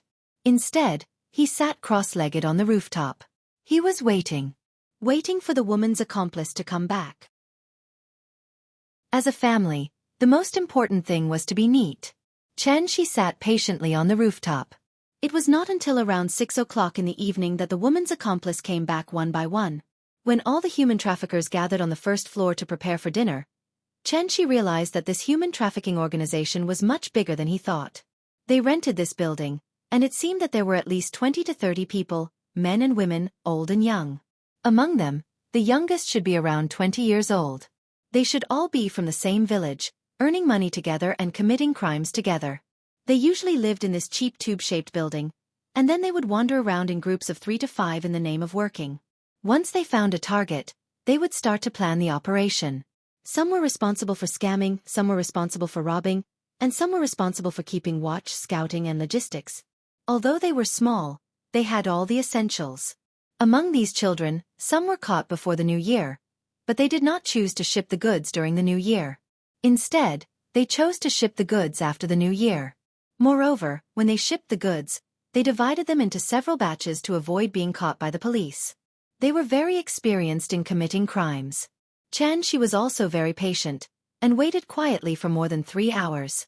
It was not until 10 o'clock in the evening when 8 or 9 people came back that he stood up and slowly stretched. It should be about time.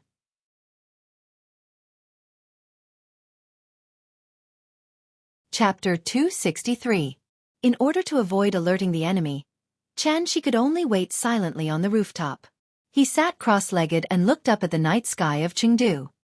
He felt that the tears of the children had seeped through the walls and soaked the floor.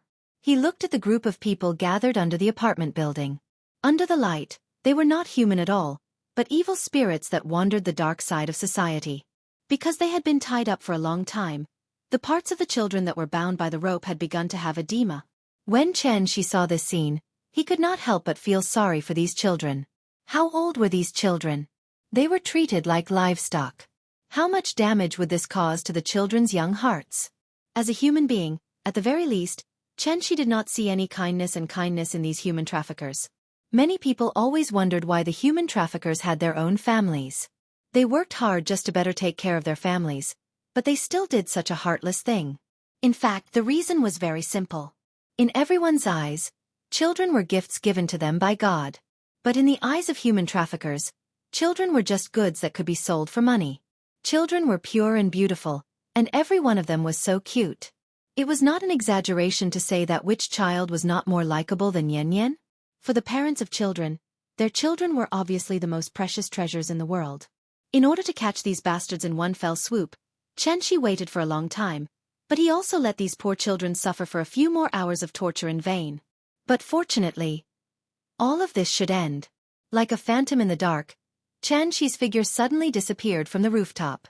When he reappeared, he was already outside the door of the room on the top floor where the children were locked up. It was still the woman in her 30s who was guarding the children. And why was the man not allowed to guard the children? Obviously, it was because there was a little girl here. As a man, there were always times when he could not control himself. This little girl was going to be sold for money. If she was accidentally broken, who would be willing to spend money to buy her? Therefore, in human trafficking organizations, it was usually women who guarded the goods. The door was not locked, and the woman was sitting on a chair not far from the door. She was watching a TV series on her phone. The moment Xianxia pushed the door open, the woman heard the sound of the door opening. However, she seemed to be engrossed in watching, so she didn't even raise her head as she spoke in a rather difficult dialect. Xianxia didn't pay attention to her, but looked at the children sitting on the ground. It was probably because they were tired from crying that the children were already asleep. Only the little girl who heard the sound of Xianxia opening the door immediately raised her head and looked outside vigilantly. There was only an old light bulb in the room. Under the dim light, the sudden appearance of a strange man made the girl shrink back in fear. The little girl's movements made a rustling sound. After hearing this sound, the woman in the room finally raised her head impatiently and directly shouted in Xianxia's direction. She thought it was a pervert who wanted to take advantage of this little girl. This kind of thing happened more than once, so she didn't care at all, but she didn't expect that after looking up, she found that she didn't know the man in front of her at all. The woman was stunned. She was stunned for a second or two. Then her eyes suddenly widened, and she was about to scream. But at the moment when she was about to scream, Xianxia suddenly stretched out his arm, and the invisible true spirit suddenly clasped the woman's neck like an iron hoop. Want to call for help? The two were at least 2 meters apart. Xianxia just grabbed in the air, and the woman was suddenly lifted from the chair by him like a chicken. The pressure on her neck made the woman almost suffocated, but she still opened her eyes and mouth, trying to make a sound. Seeing this, Xianxia said calmly, "I'll help you." After the voice fell, Xianxia gently waved his arm. The woman's body was like a marionette. Under the pull of an invisible force, she instantly broke the window and flew directly out of the 5th floor. Then the question came. How long would it take for an object to fall freely from the height of a 5-story building to fall to the ground? The answer was, with a muffled sound from downstairs, the entire apartment was alarmed. Like a sudden power outage in the student apartment, screams and footsteps suddenly came from downstairs. This scene happened in front of the little girl, but she stared with her red eyes, as if she didn't come back to her senses at all. Seeing her silly look, Xianxia couldn't help but smile at her, then he gently snapped his fingers. "Go to sleep, you'll be fine when you wake up." Under the effect of the meditation spell, the little girl leaned weakly against the wall, and her consciousness became more and more blurred. She tried hard to remember the appearance of the man in front of her, but the strong sleepiness made her instantly fall asleep. After the little girl fell asleep, Xianxia turned his head to look at the child in the room. After cutting all the ropes with his true essence, he turned and walked out of the room. 30 to 40 people ran wildly in the apartment, and the floor made a bang-bang sound as they stepped on it. Listening to the gradually approaching footsteps, Xianxia sighed rather helplessly. It would be great if he could just slaughter all of these scumbags, but he couldn't do that. Because this kind of large-scale human trafficking organization had abducted and sold countless children, he couldn't kill all of these bastards for a moment of pleasure. He had to leave some alive for the police to find the children they had abducted before. After all, there were so many broken families who were still holding on to a glimmer of hope that they could find their children even if they had to use up all their wealth. What a pity. And just as Xianxia stood in the corridor thinking about how to deal with these human traffickers, the fastest among them had already rushed in front of him with steel pipes and kitchen knives. Seeing this, Xianxia's face couldn't help but darken, and he suddenly made a decision in his heart. In terms of probability, when an earthquake happened, there would always be a few lucky people in a building who would be able to survive. In that case, let God decide who would die and who would live. So, just as the few men were about to rush in front of Xianxia fiercely stepped on the floor of the corridor. A huge force suddenly went from the roof to the foundation, and almost instantly shook the load-bearing walls of the entire building. Just like an earthquake, the entire building was like a building that had been crushed, and it quickly collapsed amidst the dust that filled the air. At the same time, Xianxia used his true essence to wrap the little girl and the children.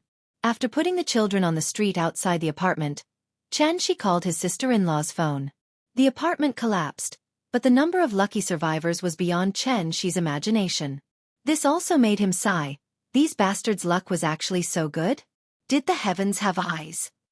So when he ended the call with his sister-in-law, Xianxia didn't forget to repeatedly remind her, "Death penalty, it must be the death penalty, remember. Good will be rewarded with good, evil with evil. If there is no justice in heaven, I will."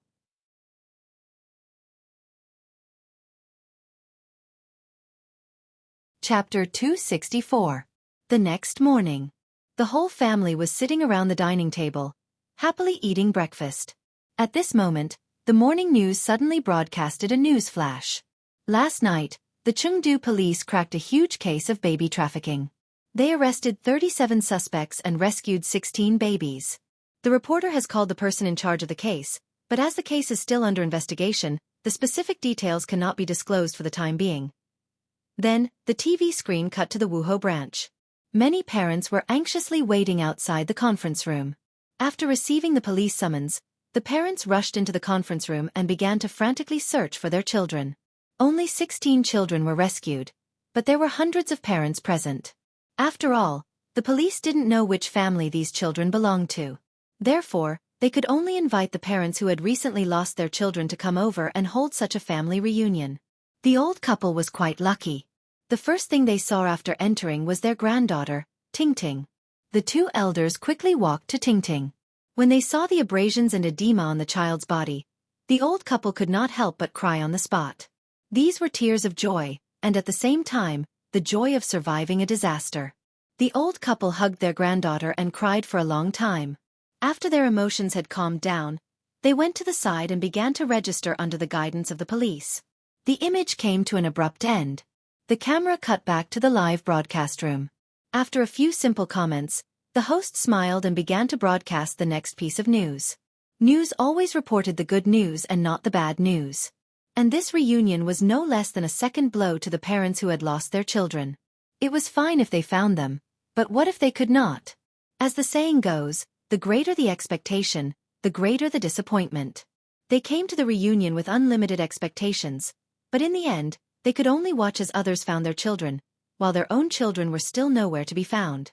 How strong did one have to be able to endure such endless torment?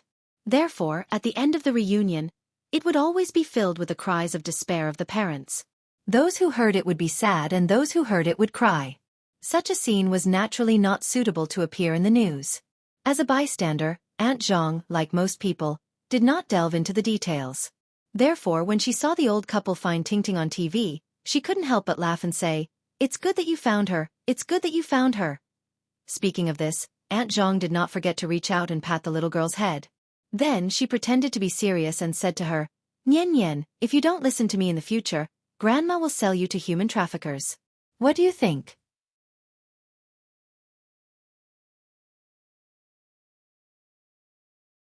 It wasn't until Qin Ruing found out that there was a marine park nearby that the little girl's big eyes finally lit up again. The scale of this marine park wasn't large, but the little girl had never been to a place like this before. After all, there was no harm without comparison. This also made her very happy. Along the way, she pointed at the fish in the water tank and asked questions. Why is this fish so big? Why does this fish have feet? Why is this fish glowing? Her understanding of marine life was still limited. As long as it lived in the water, it was a fish. This trip was quite pleasant. Before leaving, Xianxia bought the little girl a dolphin pillow, which made her smile from ear to ear. Out of the aquarium, there was a shopping mall not far away.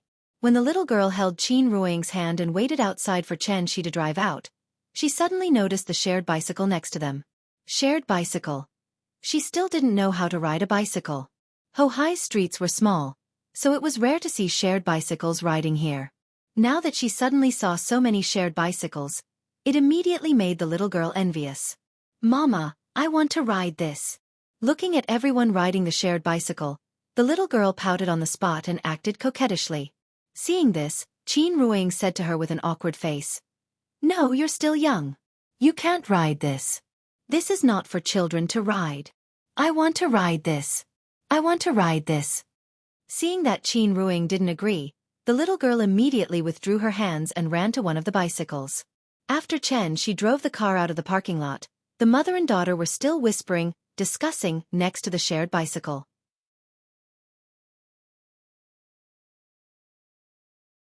Chapter 265. She drove the car out of the parking lot. Just as he turned the corner, he saw the mother and daughter who were discussing. The wife was dignified, elegant, and charming. The daughter was innocent, lively, and cute. For a father, this scene might be the most beautiful scene in the world. Qin Ruing didn't notice that she had already driven the car out. She was still trying to persuade the little guy to give up riding the bicycle. However, the little guy was now completely carried away. He didn't listen to his mother's words as usual. Seeing that his mother didn't help him, the little guy ran to find a small yellow bicycle, and then stood aside thinking about how he should sit on it. The yellow bicycle was the shortest bike in the shared bicycle, but even if the saddle was the shortest, It wasn't something a 5-year-old child could play with. Looking at the pedestrians coming and going on the shared bicycle, the little guy directly sat on the horizontal tube in the middle of the yellow bicycle. Then he raised his hands and tightly grabbed the handles on both sides.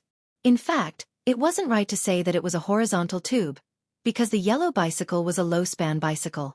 This kind of shape was generally configured for women's bicycles, and women's bicycles naturally couldn't have a large horizontal bar like the old bicycle, so even a child of a few years old could easily ride it. Of course, the premise was that the child could ride a bicycle. After the little guy strained his legs over the horizontal tube, he sat on the horizontal tube, and then used his 2 short legs to step on the ground and tried to move the bicycle. Not to mention that the bicycle wasn't unlocked. Even if the lock was unlocked, whether the little guy could hold on and not let the bicycle fall was a problem. So for a child, the shared bicycle really wasn't a toy, but was very likely to be a weapon. Seeing this, Qin Ruing could only sigh deeply, and then the expression on her face became serious for the first time. It seemed that he was going to flip out. She was also forced to have no choice. After all, in front of the child, one had to play the good cop, and the other had to play the bad cop, right? She spoiled the little guy so much, so the annoying thing of playing the bad cop was not only done by her. Qin Ruing, who had always been dignified and elegant, was now going to flip out at the child on the street. Presumably, this was one of the compulsory lessons for the goddess after she became a married woman. However, just when Qin Ruing was about to flip out, a horn suddenly sounded from the street next to them. Qin Ruing looked back and saw that She had already driven to their side. After seeing Qin Ruing's helpless expression, She immediately understood what had just happened. So he quickly rolled down the window, and then shouted at the little guy who was still trying to ride. "Nian Nian Nian Nian, do you want to go to heaven?" After hearing his father's call, the little thing immediately looked up at Shi and grinned. "Papa, this is fun. I want to ride." As she spoke, she twisted the bell on the bike, but the more she twisted it, the more energetic she became. At this time, Aunt Zhang, who was sitting in the back, could not stand it anymore, so she said to Shi, "Why aren't you going to carry her back? Look at how you've spoiled her." Shi was inexplicably scolded, and he did not know whether to laugh or cry. Just when Shi opened the door and got off, Aunt Zhang did not forget to remind him, "Be careful, don't let her fall." It could be seen that Grandma really had a sharp tongue but a soft heart for her granddaughter. After giving Qin Ruing a look, Shi quietly went behind the little guy, and then when she was not paying attention, he lifted her up by her armpits. If it was in the past, the little guy would be overjoyed to be ambushed by her father, but today, she might be relying on this shared bike. Therefore, when she realized that she was being carried away by her father, the little guy burst into tears on the spot. Before Papa and Mama got angry, the little guy was the first to flip out. The sudden crying almost scared Shi, so he quickly touched the back of her head and comforted her. "Woo woo. Nian Nian, don't cry, don't cry. You're so young, so you can't ride a shared bike. Papa will ride with you in the future, okay?" Hearing this, the little guy cried even louder. What should they do? The couple could not help but look at each other, and neither of them hardened their hearts to play the role of the good cop. At this time, it was natural for the elderly to step in. Aunt Zhang asked Shi to put the little guy in the back. Then she quietly communicated with the little guy. "Don't cry. If you cry again, I'll sell you to human traffickers." "Nian Nian, look at you now, you're not likable anymore. Do you still remember what you told Grandma before? Isn't our Nian Nian the most obedient and sensible? Be good. You have to listen to Papa and Mama. If you make Papa and Mama angry again, be careful that they throw you away again. Then you can only live with Grandma in the future." "What? You don't want to live with Grandma?" Grandma is so sad. My granddaughter doesn't want me anymore." After all, she was a child that the elderly had personally raised. After a round of threats and temptations, Aunt Zhang managed to divert the little guy's attention to other places. The little guy did not even wipe his tears before he took the initiative to hug Aunt Zhang and said softly, "I want Grandma. Grandma is the best. The older the wiser." Actually, it was possible to scare the child, but one must not use it as a tactic. After scaring the child to make him realize that he was wrong, it was necessary to divert the child's attention in time and let them temporarily forget what was in front of them. Otherwise, it was very likely that overdoing it would be as bad as not doing enough. If it was more serious, It could even cause a certain degree of psychological trauma to the child. Aunt Zhang educated the little guy in a low voice, but her words were passed to the couple's ears without missing a word. The couple sat in the front row. At some point, Xianxi's hand was no longer on the gear lever, but stretched out to the front passenger seat. The two silently felt the warmth from each other's palms. When the little guy's laughter sounded again, Qin Ruiying smiled and patted Xianxi's hand away, then pointed to the road ahead and said with a smile, "Drive carefully." "Okay, yes, Maram." The car was quiet, so Xianxi turned on the radio. Maybe it was set up by the previous tenant, so when it was turned on, it was the traffic radio channel. Pleasant music suddenly sounded in the car. This song could be considered a familiar Cantonese song. After listening to a sentence, Xianxi could not help but hum along with the radio. The little guy seemed to have completely forgotten the previous unhappiness, so when she heard Xianxi sing, she immediately laughed and clapped her hands. "Papa sings well. It's so good." "How good is it?" "It's better than him. Little mouth is so sweet. Come, give Papa MUA." "What are you doing?" "You're driving. Pay attention to the road." For a moment, the car was full of the family's laughter. Hard to leave, I want to hold on tight. The vast life is like the wilderness, like a child can lean on his father's shoulder who wants to get off the car. There are always some things that are hard to leave. Common sense is so inescapable. No matter how cold the world is. Thinking of this bicycle, there is still happiness to be borrowed.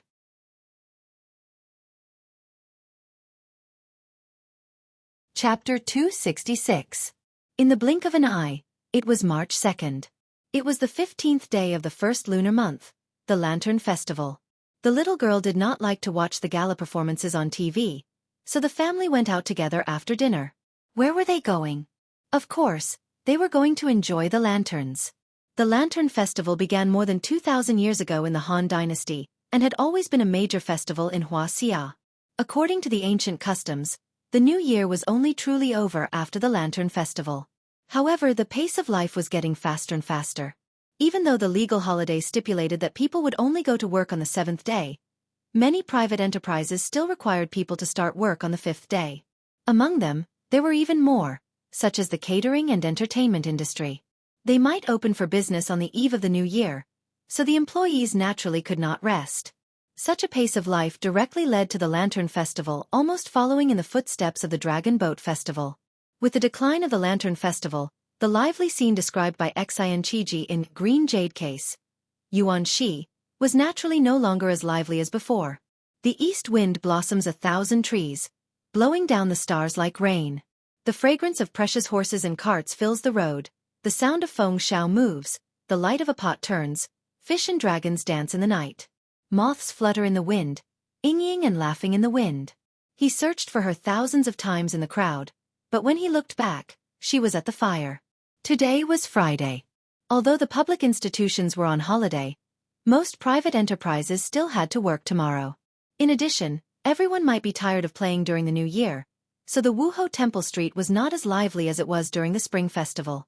After leaving the house, the family took a taxi and went straight to the Panda Lantern Festival.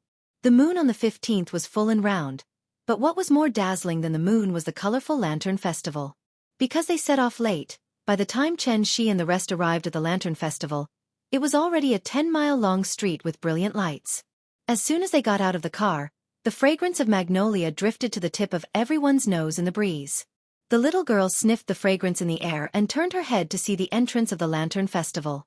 There were a few panda lanterns outside the Lantern Festival. Although they were ugly and cute, they made her shout excitedly, "Papa, look! Panda! Panda!" In fact, to this little girl, there was not much difference between going to the Lantern Festival and going to the zoo. She was dazzled by the colorful lanterns in all kinds of shapes and sizes. She chattered excitedly all the way. In Chen Shi's eyes, this Lantern Festival was somewhat similar to the Earth Temple Fair. Other than strolling around, there was only eating, drinking, and playing. However, what was worth praising was that the food in Chengdu was indeed much better than the food in Shangjing. The whole family ate and watched along the way. After admiring the lanterns, they watched the magic show. Finally, under the illumination of the fireworks, they sat in the car and went home with satisfaction. In the end, this trip to Chengdu was still very pleasant. The next morning, After breakfast, Xianxia pulled the little girl to his side and asked with a smile, "Nian Nian, Daddy has already bought the plane tickets. We'll fly back to Jianghu later and visit our old home, okay?" "All right." The little thing's eyes lit up at the mention of taking a plane. Seeing this, Xianxia struck while the iron was hot and said, "Then go and help your mother pack her things now. After she is done, we will set off." "Good. I'll go help Mama." Everything went smoothly. It wasn't until Xianxia changed the boarding pass and took her to say goodbye to Aunt Zhang that the little thing suddenly froze in place.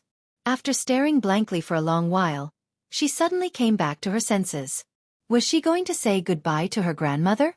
She thought Aunt Zhang was going to go home with them. When Xianxia saw that the little girl's expression was a little strange, he immediately smiled and hugged her in his arms. He gently comforted her and said, "Nian Nian, we should get on the plane. Hurry and say goodbye to your grandmother. We'll come to Chengdu to see her again in the future." Perhaps it was because this period of time together had aroused her dependence on Aunt Zhang, so when the little girl came back to her senses, she immediately said very angrily, "No. I'm not going. I want to go with my grandmother." This expression of anger rarely appeared on the little girl's face, so when Xianxia saw her expression, he was quite surprised. The little girl was angry and twisted her body to get out of his arms. Seeing this, Xianxia immediately hugged her tightly and didn't let her run away. But this hug was serious. After realizing that her freedom of life was restricted by her father, the little thing flipped out on the spot. "I'm not going. I'm not going. I want to go with my grandmother. My grandmother wants to go with us." As she shouted, her voice started to sound like she was about to cry. Following that, she burst into tears. Well, things were getting out of hand. The reason why the couple didn't tell the little girl in advance was that they were afraid that she would cry. But what would come, and they couldn't avoid it even if they wanted to. The reason why they wanted to leave was actually because of the same reason. Aunt Zhang had her own family, and their family was always outsiders. Naturally, they couldn't stay at Aunt Zhang's house for a long time. After all good things must come to an end. There were people coming and going at the ticket gate, and the little girl's sudden crying attracted a lot of attention. Xianxia had no choice but to take the little girl to a rest chair and let Aunt Zhang comfort her. This kind of thing had happened many times. It was normal for children to be clingy. So, the family comforted the little girl one by one. Xianxia took out his phone and made a live video call with Aunt Zhang. He promised that he would bring her to Chengdu in the future, and only then did the little girl slowly stop crying. But she still didn't want to be separated from Aunt Zhang. She lay in her grandmother's arms without saying a word, as if she had been wronged. In the end, even the airport broadcast announced that they were boarding the plane.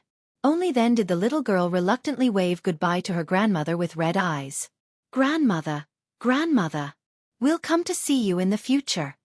After watching the couple carrying the little girl gradually disappear into the distance, Aunt Zhang couldn't help but wipe the tears from the corners of her eyes. Although she wasn't her biological child, her love for Nian Nian was very real. The plane took off. Perhaps it was because she had just cried, but the little girl didn't even have the interest to look at the clouds outside. She fell into a deep sleep. When she woke up again, the family had already returned to Zhonghai. The moment the cabin door opened, a salty sea breeze unique to coastal cities blew in. Unlike Chengdu and Shangjing, Zhonghai gave Xianxia the most unique feeling. But that feeling didn't come from the city itself, but from the people standing next to him at this moment. Xianxia carried the little girl. The moment he walked out of the gangway, he couldn't help but hold Qin Ruoying's hand. We're back.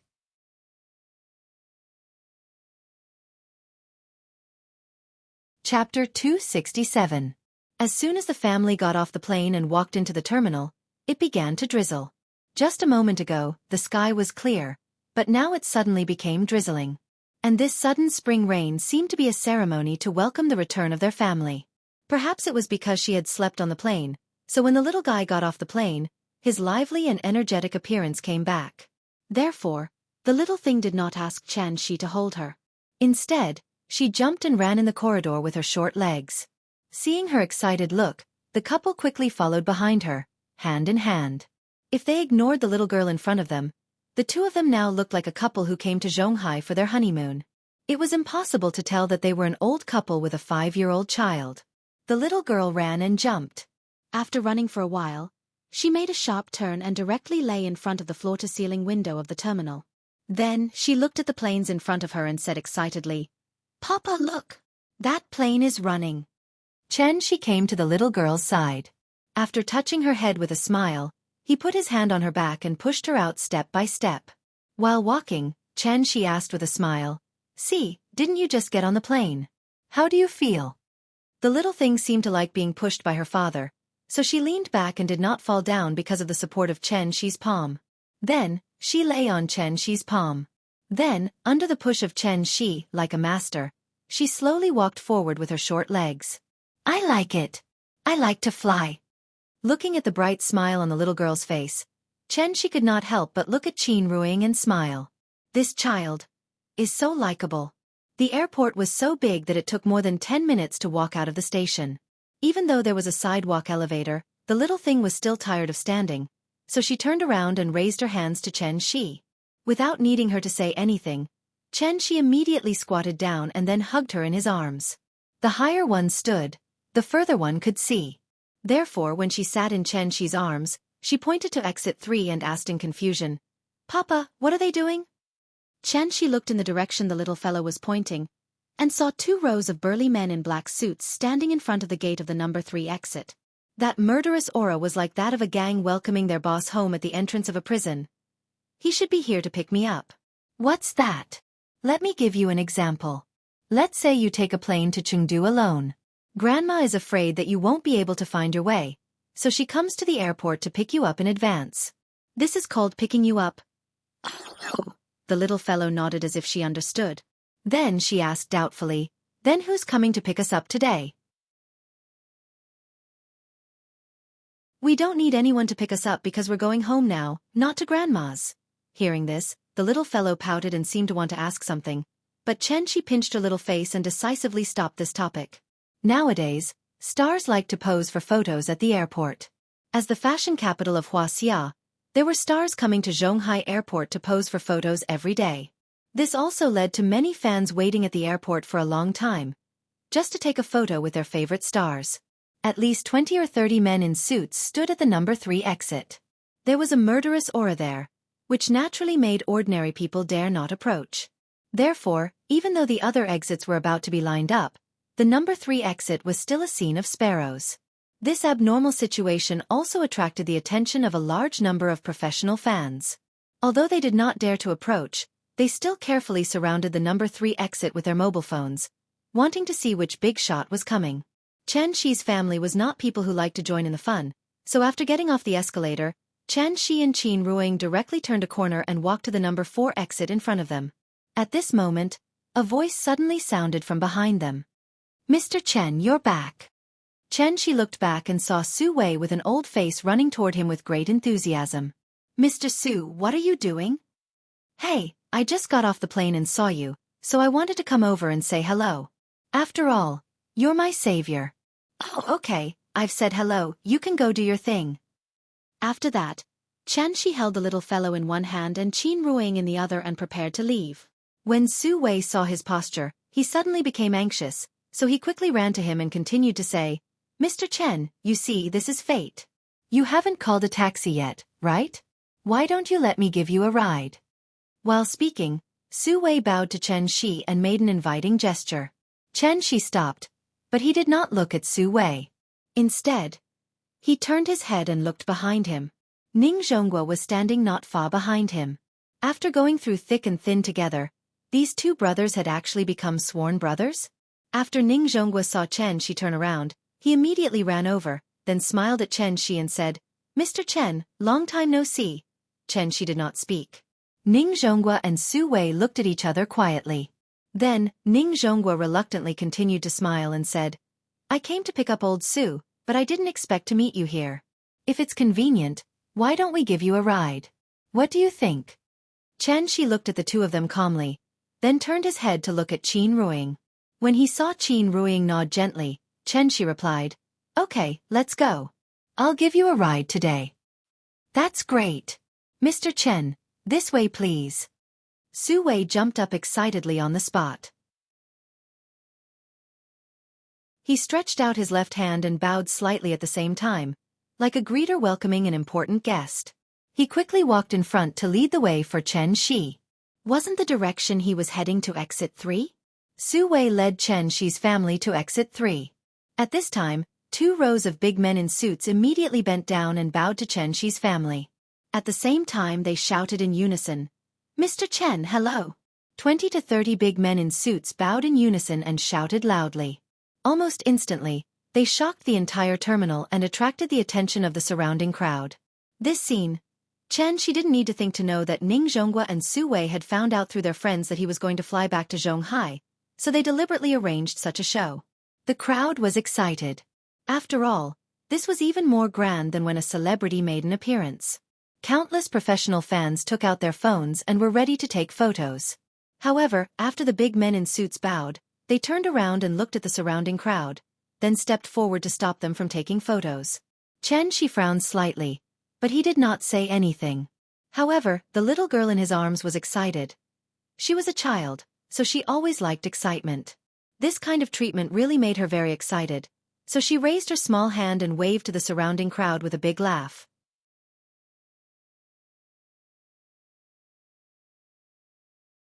Chapter 268.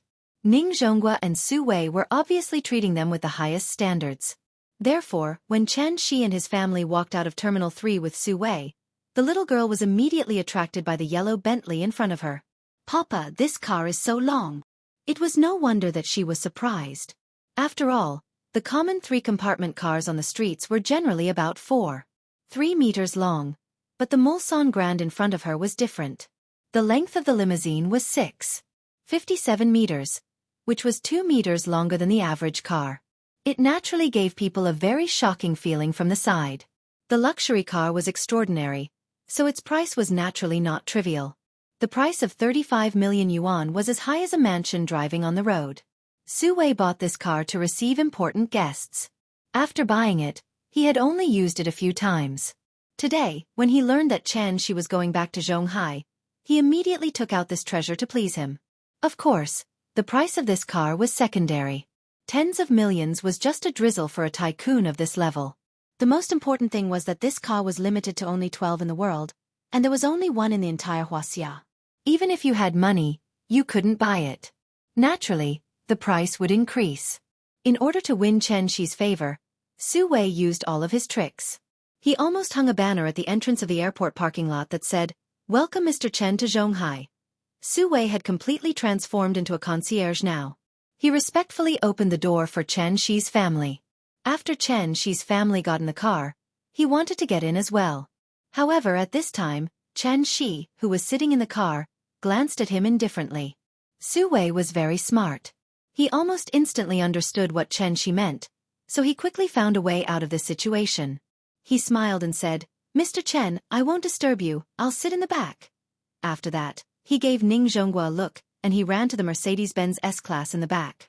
Because Ning Zhonghua and Chen Shi knew each other earlier, compared to Su Wei, it was easier for Ning Zhonghua to talk to Chen Shi. However, there was an old saying, "Today is different from the past." After the two of them experienced a series of events, their attitude toward Chen Shi had naturally changed dramatically. It was a kind of respect from the bottom of their hearts, and it had nothing to do with age, experience, or social status. It was purely because Chen Shi was better than them. This alone was enough.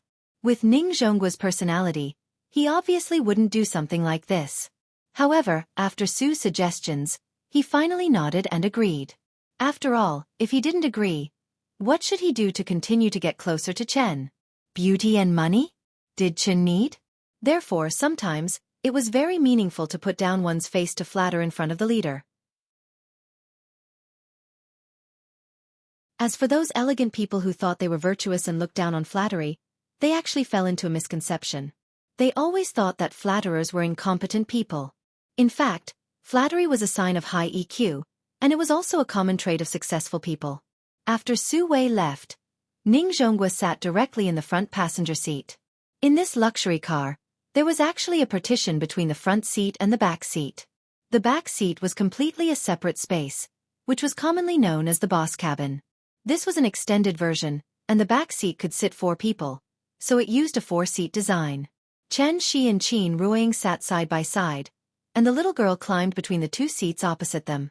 She seemed to be very interested in the layout of the car. From time to time, she would open and close the small table on the seat. She was having a lot of fun. At this time, Ning Zhonghua lowered the partition in the car, turned around and asked Xianxia with a smile, "Mr. Chen, do you want to go home first, or do you want to eat?" It was not even 1 o'clock in the afternoon, which was just the time for lunch. Su Wei and Ning Zhonghua spent so much effort just to treat Xianxi's family to a meal. Hearing this, Xianxia immediately turned his head and looked at Qin Ruiying. It was all up to his wife. Seeing this, Qin Ruiying first looked at the tall terminal through the window, then asked the little girl, "Nian Nian, are you hungry?" "I'm not hungry." The little girl was busy fiddling with the car refrigerator in the middle of the armrest, and she didn't even raise her head. After getting off the plane, she clamored for Xianxia to buy her KFC. After eating a hamburger, she was naturally not hungry at all. Looking at the little girl who was tossing and turning in the opposite seat, Qin Ruiying thought for a moment, then suddenly smiled at Xianxia and said, "It's still early. How about we go back to school?" Back to school. Xianxia was stunned for a moment. He really didn't expect Qin Ruiying to want to go here after returning to Zhonghai. But after thinking about it, Xianxia still understood Qin Ruiying's idea. So he smiled and said to Ning Zhonghua, "President Ning, to Zhonghai University, sorry to trouble you." Perhaps because he was in a good mood, Xianxi's pleasant appearance at the moment made Ning Zhonghua feel flattered. He quickly replied happily, "Okay, Mr. Chen, take a rest, we'll be there soon." Under the gray sky, a fleet of luxury cars drove from the airport to Zhonghai University.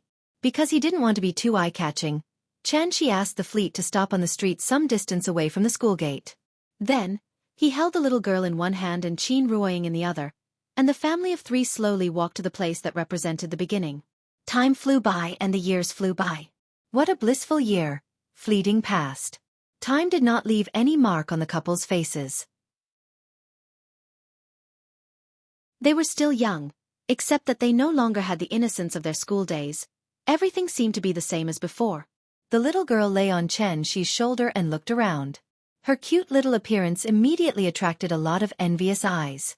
Ignoring the astonished gazes of the bystanders, the family of three leisurely walked on the forest path. That tree, that lake, that pavilion, that building. It seemed to be the same as it was 10 years ago. They wandered aimlessly around their alma mater. It was not until they came to the playground that Xianxia suddenly remembered the magnificent feat of covering the playground with roses. Xianxia would always remember that scene. In the sea of roses, Qin Ruiying, dressed in white, was like a beautiful butterfly. Under everyone's astonished eyes, she flew directly into his arms. That should be the most glorious moment of his life, right? Perhaps sensing the sudden smile on Xianxi's face, Qin Ruiying asked with a smile, "What's wrong? Did you think of something good?" Hearing this, Xianxia immediately squeezed her hand and asked with a smile, "Isn't it all because of you?" "Is it? Isn't it? Are you blaming me? How is that possible? I can't wait to do it again, that feeling. It's great. Look at how happy you are." The couple sat in the stands and showed their affection unscrupulously while the little guy jumped around them. A football game was being held on the playground. The little guy imitated the other spectators and shouted cheers from time to time. He looked very excited. After sitting for a while, Xianxia suddenly hugged Qin Ruiying's slender waist, then looked into her eyes and asked with a little confusion, "Ying, actually I have a question to ask you." What's the question?" "Why did you like me in the first place?" After hearing what he said, Qin Ruiying was stunned on the spot. She could not help but ask, "Why do you ask that?" Hearing this, Xianxia shook his head and sighed, "I don't think I'm good enough for you." Of course, this sentence was not referring to the current him, but to the past him. Therefore, Xianxia had always been very puzzled. What kind of luck did he have to be favored by the goddess? Could it be Qin Ruiying really had the ability to predict the future? Did she know that he had potential? Of course, Qin Ruiying did not have the ability to predict the future. Therefore, after hearing Xianxi's words, she could not help but smile. After reaching out and touching Xianxi's cheek, she said slightly mischievously, "Then you have to ask Yu Lao, why did he put my red string on your hand? Then I have to go to Yu Lao's temple and burn incense to repay the vow. I have to thank him for giving me such a good wife." Fate was a kind of fate. The reason why the two of them were together was perhaps because fate had arranged for them to be together. And Xianxia obviously had not reached the level of being able to see through fate. You are as beautiful as a flower, and the years pass by like water. Answer, is leisurely and self-pity in the boudoir. Turn in front of the peony fence, close to the lake and the mountain rock. Loosen the collar button with you, the width of the shirt, the tips of the sleeves are ruffled, and the teeth are stained. Wait for you to endure and sleep tenderly for a while. It was that place where they had met before. Look at each other, it was difficult to say anything to each other.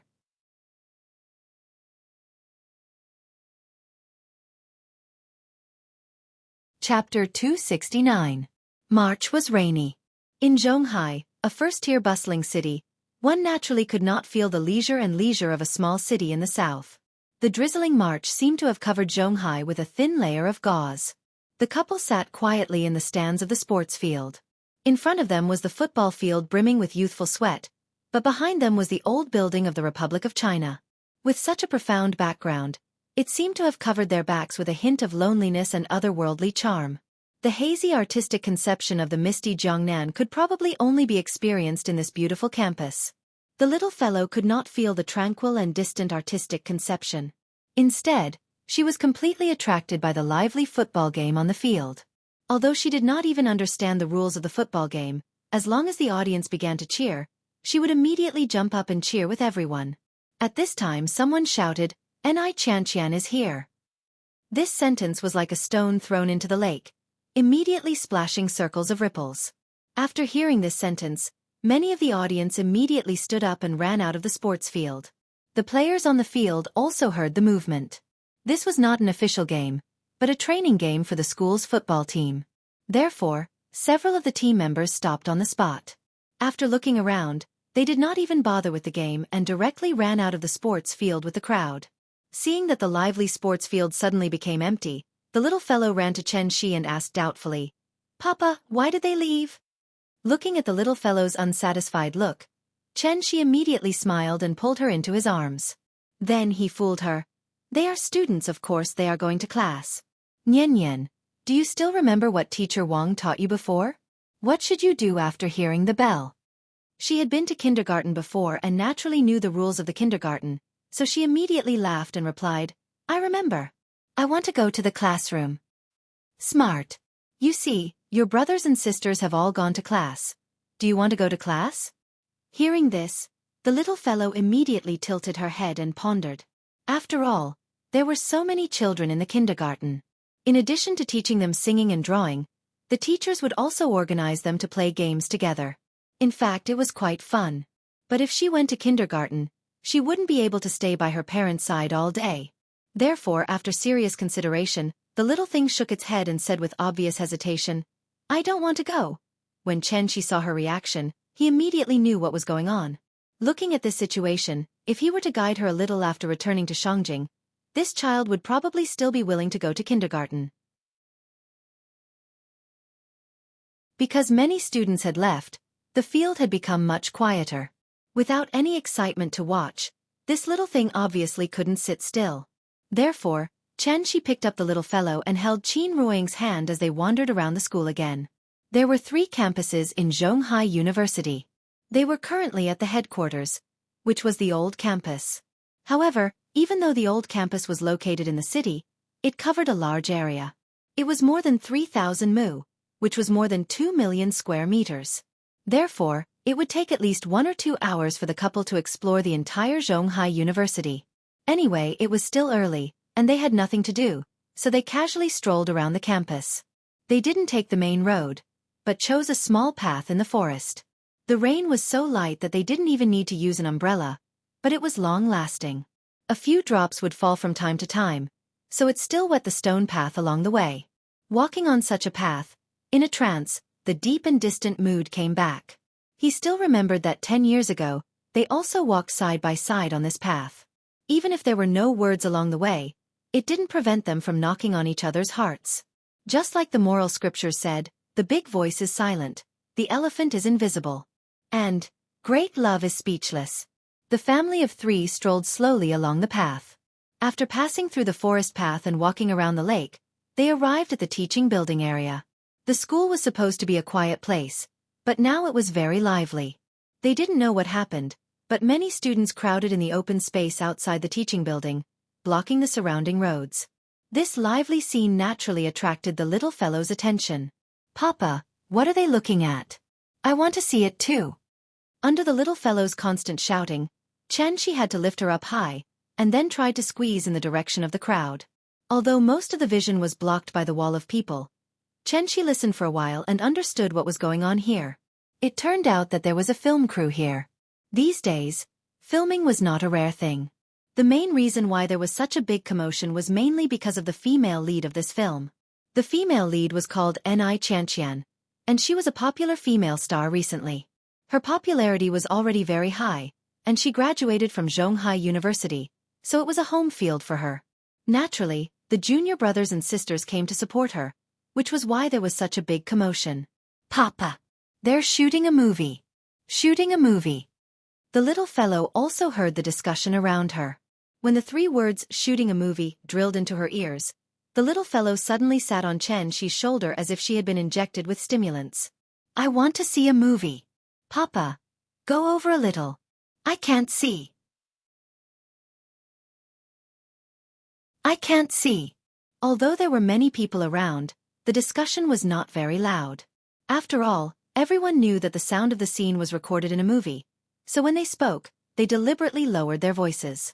After the little guy made such a ruckus at the top of his voice, it immediately attracted the attention of many people.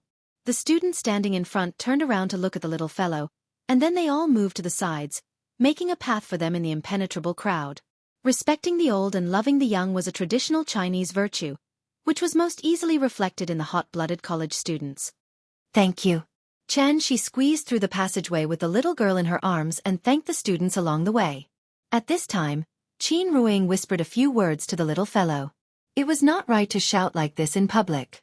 It was very rude, and it showed that she had no family education. The little fellow was very sensible. So after listening to her mother's words, she seemed to understand that her behavior just now was a little rude, so she copied Xianxia and kept thanking the students on both sides. "Thank you, brother.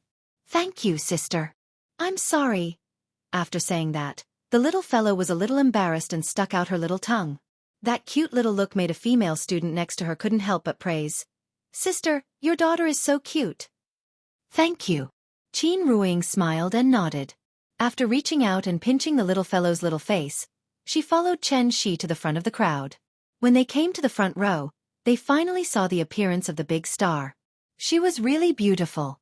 Probably because they were shooting a youth campus drama, the female lead was dressed as a student and looked very pure. With the help of the makeup artist, she looked about the same age as the surrounding students. She was completely a young girl in her early 20s. However, when Xianxia saw the appearance of the female star, he immediately couldn't help shaking his head and laughing.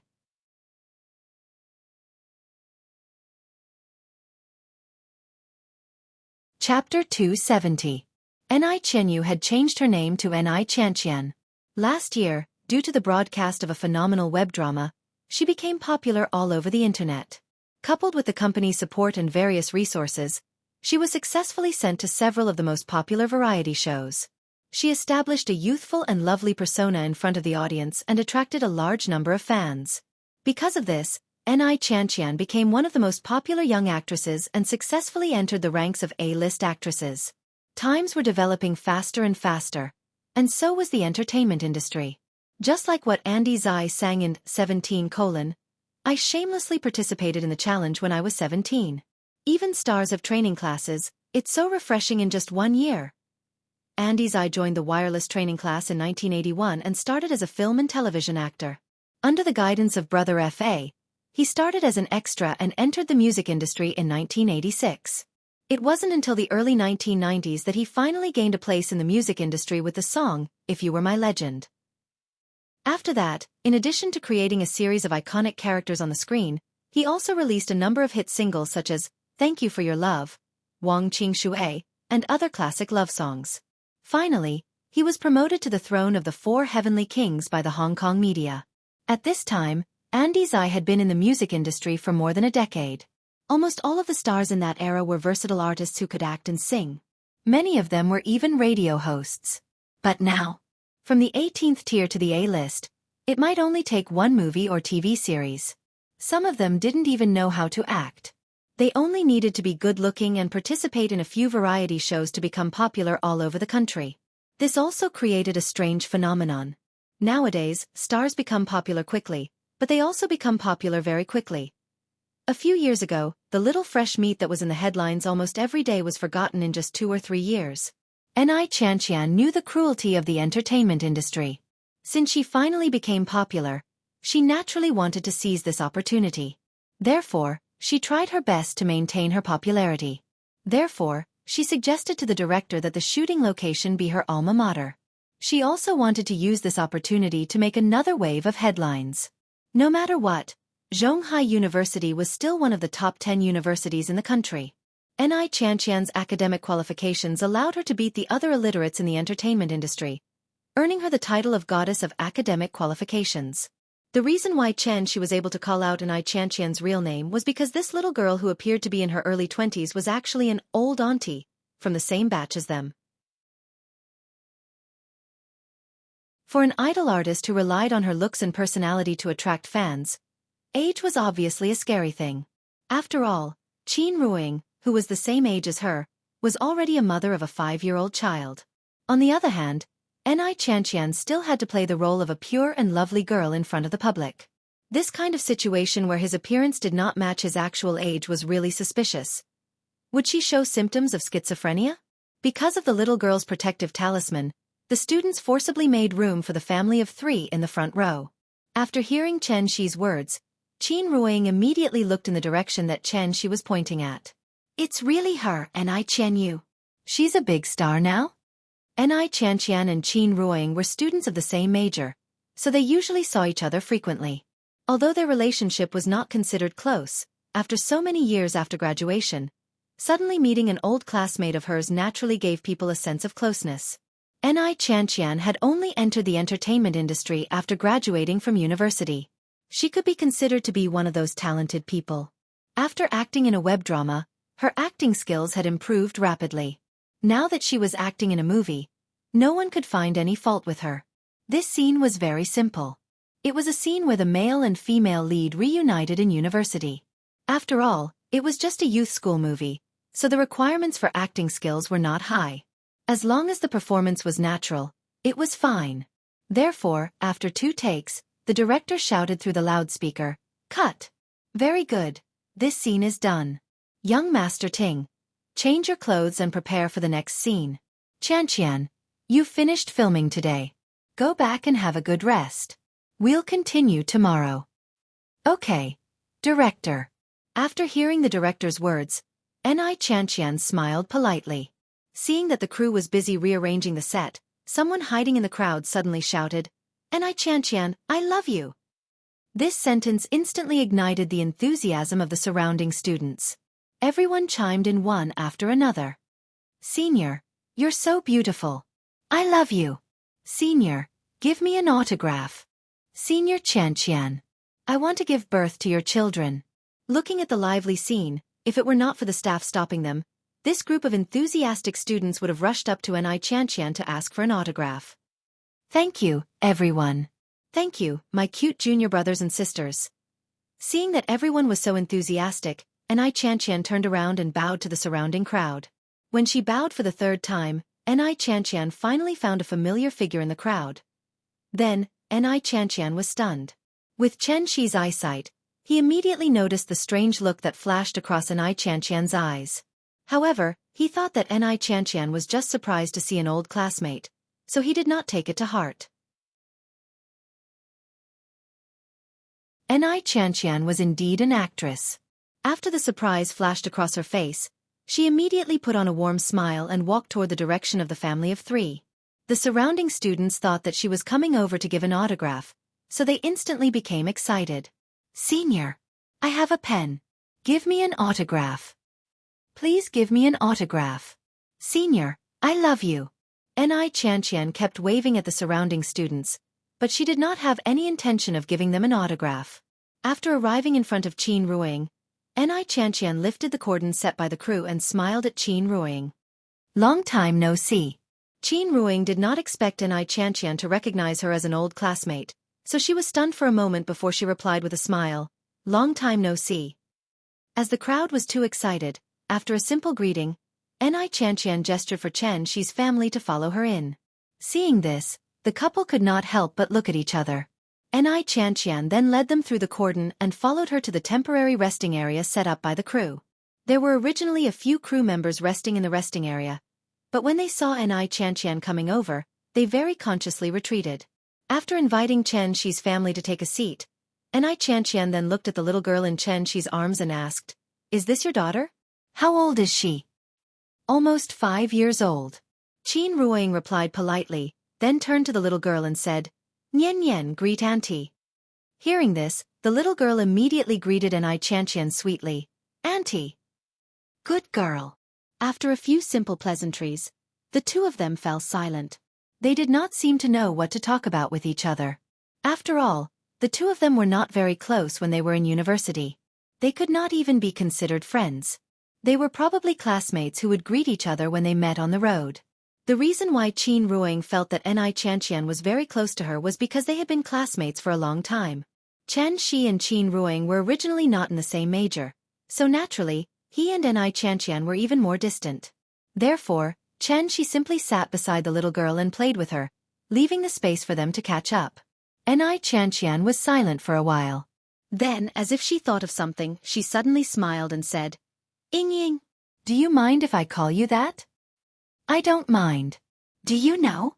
When I first saw you, a very popular online song suddenly popped up in my head." What song? "School Bell."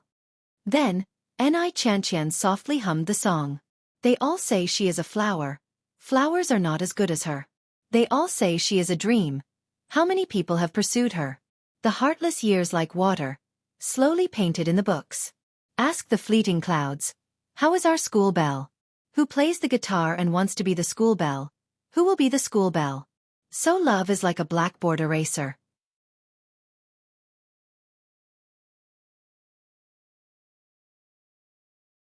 Chapter 271. Xianxia simply hummed a few words. Her voice was very pleasant and it seemed like she had learned to sing before. Therefore, such a seemingly vulgar online song had a different flavor under her interpretation. Looking at Qin Ruing's puzzled expression, Xianxia suddenly smiled and said, "Ying Ying, 10 years have passed and you're even prettier than before. You're indeed worthy of being the campus belle of our batch." Qin Ruing smiled and shook her head when she heard that. She turned to look at the little girl in Chen Shi's arms and replied, "I can't afford to be called that. You, on the other hand, are now a big star and the juniors outside are all your fans." Ha! Xianxia looked at the crowd outside the resting area and a faint smile flashed across her face. Ever since she became popular, the feeling of being the center of attention had always lingered around her. From the initial discomfort to the current calmness, Xianxia had a very rich psychological experience. She was now like a goddess standing on the clouds. This gave Xianxia a lot of confidence. For example, when she faced the goddess in front of her who once made her feel ashamed, Xianxia could not help but feel pity for her. With Qin Ruing's beauty, Xianxia would not be surprised if she became the second sister milk tea. However, she still married the poor guy that everyone looked down on and even gave birth to a daughter for him. Although their family seemed to be very happy now, such an ordinary life was definitely not what Xianxia wanted. What a pity. Xianxia felt pity for Qin Ruing because she had been in the entertainment industry for many years and had a pair of discerning eyes. Just like Tang Wei's character in When Beijing Meets Seattle 2, Xianxia could easily determine the total value of Qin Ruing's clothes with just a casual glance. Qin Ruing didn't wear any jewelry or watches. Although the simple gray coat looked like it was custom-made, it still couldn't hide the rough workmanship of the coat itself. A conservative estimate was that she was only worth 500 yuan from head to toe. Looking at Chen Shi and the little girl, they were also dressed in cheap clothes. If a man was really capable, he would obviously not mistreat his wife and daughter. Therefore, Xianxia came to a conclusion. The family of 3 in front of her was not very rich and might even be a little short of money. As the saying went, a woman should be raised well. Although Qin Ruing still looked glamorous now, what would happen in a few years? Women needed maintenance and maintenance needed money. Perhaps she would only truly understand these principles when she grew old and exhausted the beauty bestowed upon her by the heavens. In order to avoid looking down on others, Xianxia also asked about Chen Shi and Qin Ruoying's current work situation during the chat. When she found out that the husband and wife were running a tea house together, her guess was immediately confirmed. This caused Xianxia to feel bored to death. After all, they were not from the same world. No matter how outstanding they were when they were students, once they chose the wrong path after graduation, wouldn't the end result be to become ordinary? Xianxia was a popular actress. Even if she found out about Qin Ruoying's background during the conversation, her face did not show a trace of contempt. After the two chatted for a while, Xianxia apologetically mentioned that she had to rush to a job later. Seeing this, Qin Ruoying immediately nodded to express her understanding. Then, the reunion ended in a happy atmosphere. Before leaving, Xianxia took the initiative to add Qin Ruoying's WeChat and warmly said that they could keep in touch in the future. The reason why she did this was because she felt that Qin Ruoying still had room to recover. People would always grow up.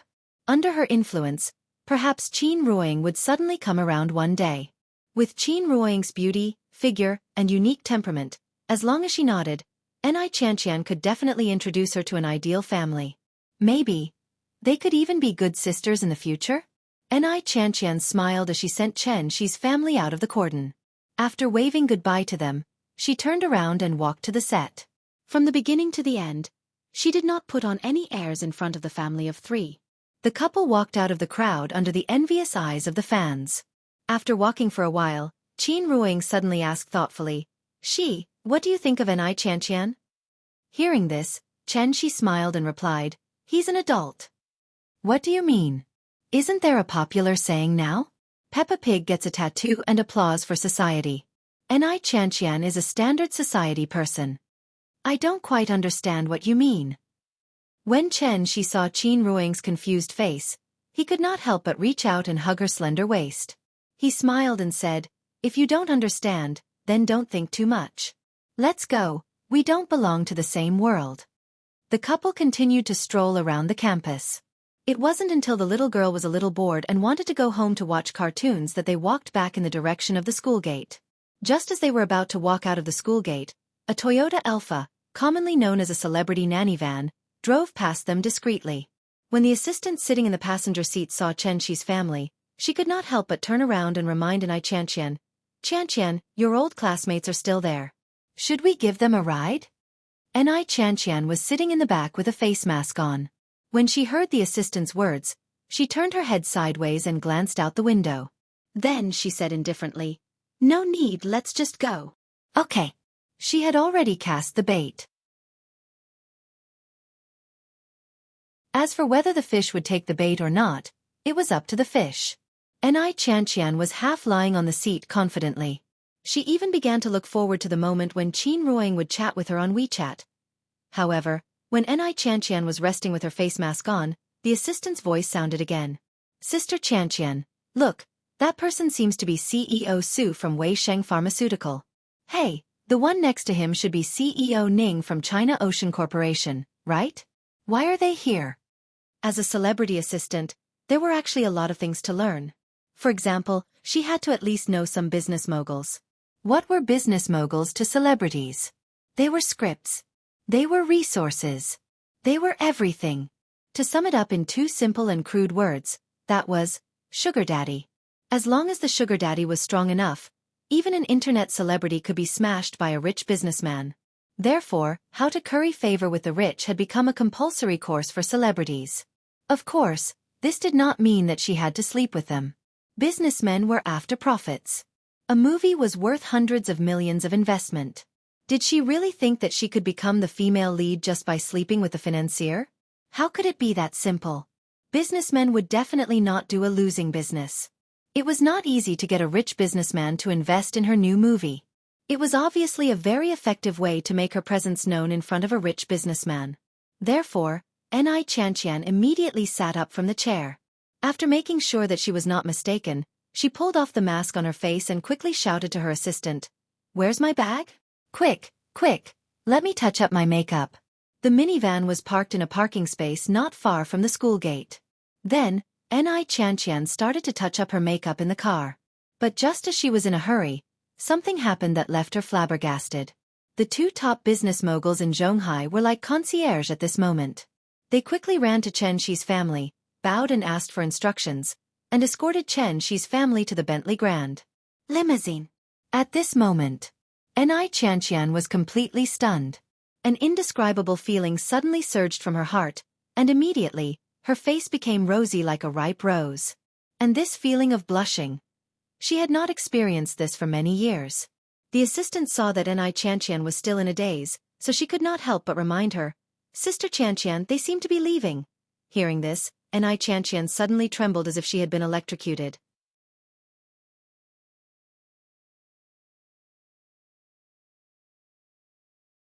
Chapter 272. Chen Shi and his family did not know what kind of psychological changes Xianxia had gone through in the past 2 hours. At the same time, what Xianxia did not know was that when Chen Shi pointed out that she and Qin Ruoying were not from the same world, Qin Ruoying nodded thoughtfully. Then, she took out her phone and deleted Xianxia's WeChat friend list. Therefore, Xianxia might not be able to wait for Qin Ruoying to take the initiative to send her a WeChat message. The reason was simple. Although they were old classmates, after so many years of polishing, their worldview, outlook on life, and values were clearly not on the same line. In other words, they did not have the same values, so of course they would not be able to pee into the same pot. Qin Ruoying had a cold personality. In her opinion, since she and Xianxia did not have the same topics, there was no need for them to contact each other.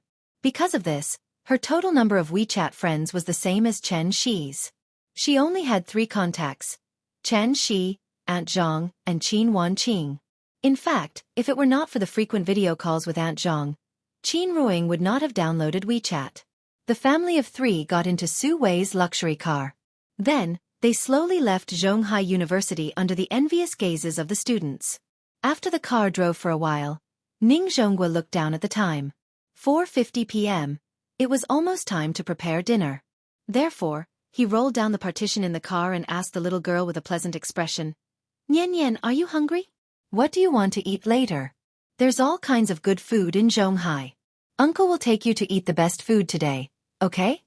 Perhaps it was because they had just discussed the strategy, but Ning Zhonghua now focused all his attention on the little girl.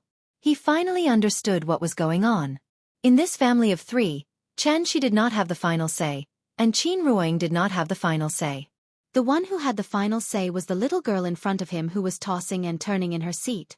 After hearing Ning Zhonggua's words, the little thing pouted and began to think. She wasn't hungry yet, but she still wanted to eat something. Therefore, after touching her little belly, the little girl said proudly, "My papa's cooking is the best. I like to eat papa's food. Today, I'll treat your family to a meal outside.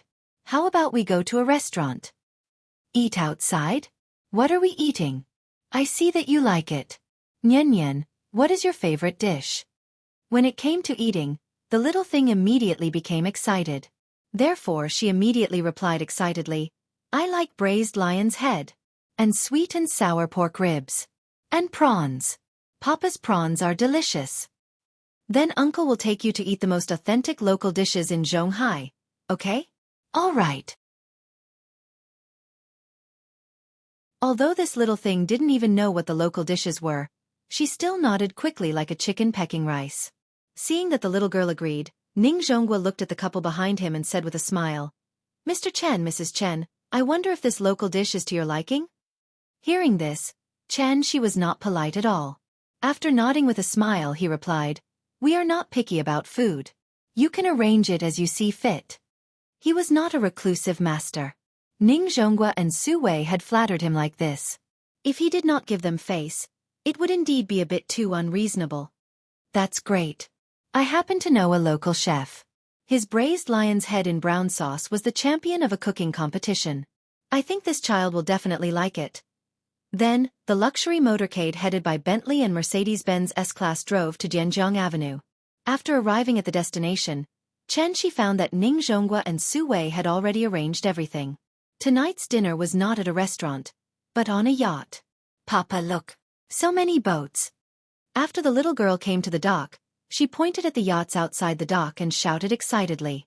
Although she had been on a luxury cruise ship, she still couldn't figure out the difference between a big ship and a small ship, so she could only use a small ship to call a yacht.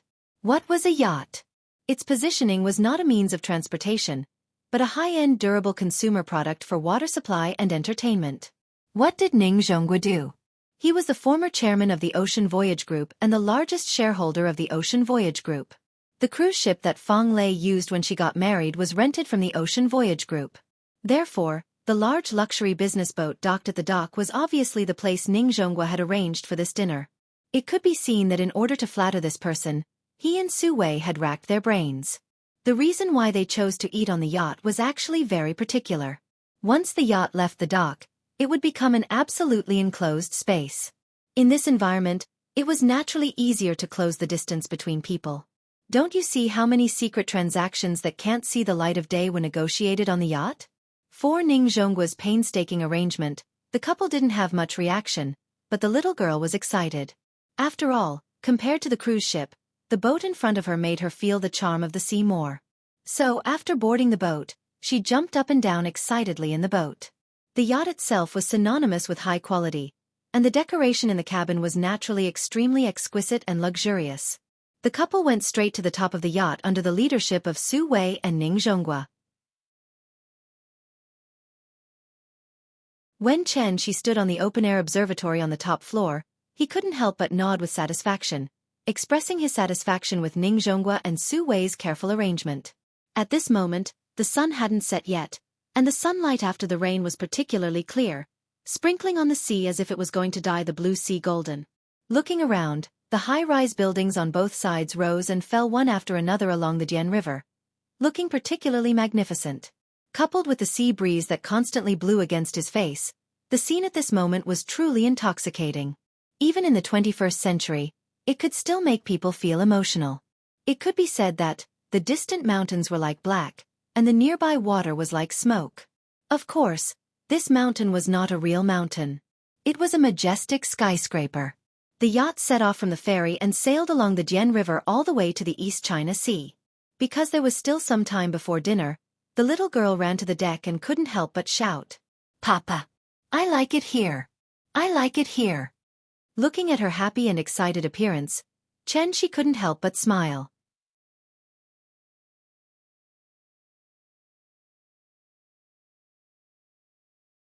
Chapter 273. As the saying goes, one who is unaccountably solicitous is hiding evil intentions. Ning Zhongguo and Su Wei spent so much effort to come up with so many tricks. Obviously, they didn't just want to make their presence known in front of Xianxia. And this kind of flattery, for these two business moguls who were over 100 years old, was really a different experience. After all, with their status, even the mayor of Zhonghai had to give them some face. When money and power were no longer life goals, then health and longevity were obviously their last pursuit. Therefore, Xianxia didn't even need to think to know what the two of them wanted from her. Seeing that the little guy was so happy today, Xianxia gave them a chance to speak. The moment Xianxi's voice fell, even with Ning Zhongguo's shrewdness, he still couldn't help but have a flash of joy on his face. Even Ning Zhongguo lost his composure, not to mention Su Wei. Overjoyed, Su Wei's face immediately showed a harmless smile. That smile also made him look like a farmer on the ridge of the fields. Where was his usual decisiveness and decisiveness of a CEO? The two quietly looked at each other. Then, Ning Zhongguo coughed twice and put on a slightly awkward expression as he said to Xianxia, "Mr. Chen, actually, it's like this. You know, life is not like before. Alcohol, women, avarice, and anger are the most hurtful. When a person's body is weak, it is easy to get all kinds of diseases. Only when you get sick will you realize the importance of health." Sure enough, it was for the energy pill. Xianxia leaned on the railing and looked at Ning Zhongguo quietly. Under his gaze, Ning Zhongguo seemed to be under a huge pressure. In just a short while, beads of sweat appeared on his forehead. He was like a primary school student who made a mistake. His voice became smaller and smaller. In the end, Ning Zhongguo couldn't help but lower his head. He didn't dare to look at Xianxia again. "Ever since the incident last time, the two of us have been following your orders and not revealing any information about you. We told the public that the expert who made the Yama's sorrow had passed away. But what we didn't expect was that the rumor would become more and more ridiculous as it spread. Now, as long as someone has a difficult illness, they will come to us for help. We don't know how many people we have offended because of this. While Ning Zhongguo was explaining his difficulties in a low voice, the little fellow on the second deck suddenly raised her small head and shouted at Chen Shi, who was standing on the third deck, "Papa! There is a sofa here. Come and sit down." As she spoke, she excitedly patted the deck sofa beside her. The sofa was soft, even more comfortable than lying on a bed. Coupled with the afterglow of the setting sun and the gentle caress of the sea breeze, this young fellow had learned to enjoy the beauty of nature. "Okay, Dad will come down to accompany you." Xianxia turned around and replied to the little fellow. Seeing this, Ning Zhongguo immediately swallowed back his unfinished words, and then stood aside solemnly without saying a word. Xianxia glanced at him, but didn't say a word. She walked straight to the spiral staircase on the side. Seeing this, Ning Zhongguo and Su Wei couldn't help but have a very complicated expression on their faces. It's over. Both of them knew their limits. Seeing that Xianxia didn't say anything, they naturally wouldn't ask for trouble on this topic. Then, dinner began in a happy atmosphere. The yacht meandered along the Jian River. The little fellow chewed on the ribs and looked at the beautiful scenery brought by the lights on both sides of the river. She couldn't help but murmur, "Papa, it's so beautiful outside." "Do you like it?" "I like it." "Then Uncle will treat you to a big meal and take you to see such beautiful scenery. Shouldn't you thank Uncle properly?" Hearing this, the little fellow immediately wiped the oil stains on her mouth with her hand, and then smiled sweetly at Ning Zhongguo and Su Wei. "Thank you, Uncle Ning." "Thank you, Uncle Su." "Hee, Nian Nian, if you like, you can come and play with Uncle at any time. Uncle will take you to have a good time in Zhonghai. How about it?" "Okay. Thank you, Uncle." This child is really likable. Mr. Chen is so lucky. After dinner, Ning Zhongguo and Su Wei sent Chen Shi's family back to the Kongju community. As for the elixir, the two of them didn't dare to mention it again. After the little fellow politely said goodbye to the two uncles, the family of three turned around and walked to the Kongju community. When they brought the little girl to the entrance of the neighborhood, the couple stopped in their tracks at the same time. At this moment, the two of them couldn't help but have mixed feelings in their hearts. After all, this was the home that the two of them built together. Although this home was simple, it carried too many things. The sky, the breeze, the air, the temperature, the fragrance at that time, that feeling. The memories that were stagnant like film, you and me at that time. When the breeze blew, those things that couldn't be taken away were all called the past. Under the dim yellow light, the couple's shadows were very long. Perhaps because of the emotions in her heart, Qin Ruing couldn't help but have tears in her eyes. And just as the couple looked at each other in silence and reminisced about the past, a clear and crisp voice sounded very untimely. "Mama, let's go home. We're going home." As she spoke, the little fellow who spoiled the mood sat in Chen Shi's arms and reached out to Qin Ruing. She wanted to go into her mother's arms. After all, for this little fellow, her mother seemed to have left for a longer time. Qin Ruing quietly wiped the tears from the corners of her eyes, and then smiled as she took the little fellow from Chen Shi's arms. Accompanied by Nian Nian's somewhat disturbing shouts, they finally returned home. Perhaps it was the same feeling as Chen Shi felt when he first returned. When Qin Ruing walked into the room and saw the familiar furnishings in the house, she couldn't help but burst into tears like a broken dam. 5 years. It was indeed too long. After entering the room, the little fellow ran straight to the TV. After skillfully turning on the TV, she looked back at the door. When she saw her father and mother hugging each other excitedly, she immediately tilted her head and asked in confusion, "Papa, what's wrong with Mama?" Hearing this, Qin Ruing gently pushed Chen Shi away and wiped the tears on her face. Seeing that she was still adjusting her mood, Chen Shi turned back and said to the little fellow, "Sand got into Mama's eyes. Papa is blowing it for her." "Oh." The little fellow nodded as if she understood, and then shouted to Qin Ruing, "Mama, watch cartoons with me." As she spoke, she patted the sofa beside her and motioned Qin Ruing to come and sit down. "Okay, we'll watch with you." Qin Ruing wiped the tears from the corners of her eyes, and then pulled Chen Shi to the little fellow's side. The family of three huddled together on the old sofa.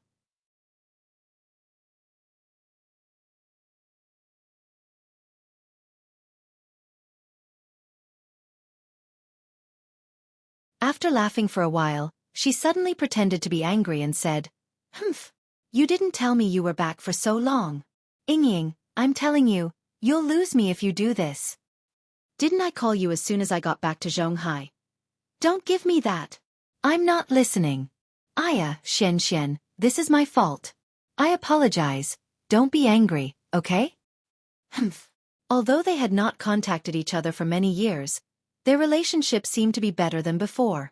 Lin Xian was different from Ni Qianqian. She was one of Qin Ruing's few friends. Therefore, when Lin Xian pretended to be angry, Qin Ruing actually acted coquettishly on the phone. After a while, Lin Xian was giggling. Okay, I forgive you. When she came back to find you, I helped a lot. You have to treat me to a good meal. Okay, when are you free? I'm free anytime. How about today? Both of you should be fine, right? Okay, what do you want to eat? The two of them discussed for a while on the phone. After confirming the time and place, they were ready to end the call. But just as Lin Xian was about to hang up, Qin Ruing suddenly asked, Oh right, Xianxian, how did you know I'm back? Since she brought her home, the couple had been staying in Shangjing and did not contact anyone. So not only Qin Ruing, but even she was a little curious. How did Lin Xian know that Qin Ruing was back? After hearing Qin Ruing's question, Lin Xian did not immediately answer. Instead she asked, Guess? Xianxian, stop keeping me in suspense. After the two of them joked around for a while, Lin Xian finally revealed the reason under Qin Ruing's relentless questioning. Hey, don't you know that you're already an internet celebrity? Internet celebrity. What's going on? Hearing this, Qin Ruing and she could not help but look at each other. They did not understand what she was up to. Ha ha ha ha. Although they hadn't met, Lin Xian could still imagine their dumbfounded expressions, so she couldn't help but laugh exaggeratedly on the other end of the phone. Xianxian, we're both confused by you. Okay, I won't tease you anymore. Let me ask you a question first. Did the two of you take photos at an internet celebrity children's playground in Shangjing? Internet celebrity children's playground? Qin Ruing still did not understand the situation, but she suddenly came back to his senses. Previously, they took the little girl and the twin brothers on a trip to In-Kids with Elena friends. They wanted the little girl to experience a high-end children's playground. At that time, when they were sitting next to Nian and playing with her, there was a girl from the photography department at Peking University who wanted to take photos of them. In the end, she even said that she wanted to use their photos for a competition. The photo of the two of you was used to participate in the International Photography Awards.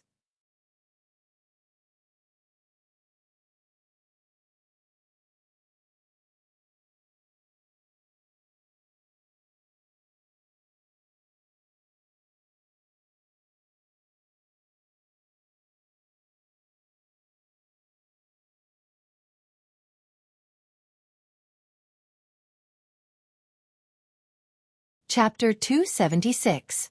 Engagement? After Lin Xian's voice fell, even Chen Shi, who was next to her, could not help but turn his head to look at her. It had only been about half a year since the last time they parted at the dock. Who would have thought that Lin Xian was going to get engaged? Who is it? Do I know him? Qin Ruing threw out a series of questions, but Lin Xian smiled and shook her head after listening. She responded, You don't know him. At this time, she could not help but interrupt and ask, Is it Li Xiaowen? No matter what, Li Xiaowen had pursued Lin Xian for a long time. In addition, Wang Lu had been playing matchmaker and constantly putting good words for him in front of Lin Xian. So if this lucky guy was Li Xiaowen, she would not be surprised at all. However, what she did not expect was, when he mentioned Li Xiaowen's name, Lin Xian still shook her head and replied calmly, You don't know him either. Oh okay. She nodded, then sat on the side and didn't say anything. In fact, after hearing the news that Lin Xian was going to get engaged, she was also happy for Lin Xian from the bottom of his heart. After all, Lin Xian was not young anymore. It was hard enough for her to work alone in Zhonghai for so many years. If she could find someone to rely on, it would be a good thing for her. As for Lin Xian's little thoughts, it was obviously impossible for she not to know. It was just that this kind of thing felt a little awkward just thinking about it, so he could only pretend to be confused. Qin Ruing did not know the little secret in Lin Xian's heart, so she continued to ask curiously, You're going to get engaged? How long have you been together? It's been almost 4 months. What? Only 4 months? Qin Ruing was truly shocked by Lin Xian's words. Based on her understanding of Lin Xian should be very cautious when it came to relationships, so she really couldn't imagine how outstanding that man was to be able to get Lin Xian to the point where they were talking about marriage in just a few months. Xianxian, marriage is not child's play. You've only known each other for a few months, and you're already engaged. What's the difference between this and a flash marriage? Wasn't the most common ending of a flash marriage a flash divorce? Especially for women, if they were so careless about marriage, they would be completely irresponsible for their own future. Qin Ruing wanted to persuade Lin Xian to reconsider. However, Lin Xian seemed to have thought of everything. She smiled and gestured for her not to worry. Then she said, Ying, don't worry. I'm not a little girl anymore. Do you think I'll be blinded by love? When I said that I was about to get engaged, there was actually a prerequisite. What prerequisite? He has to pass my strict test. Lin Xian couldn't help but blink playfully. Seeing that Qin Ruing was still confused, she smiled and explained, We're classmates.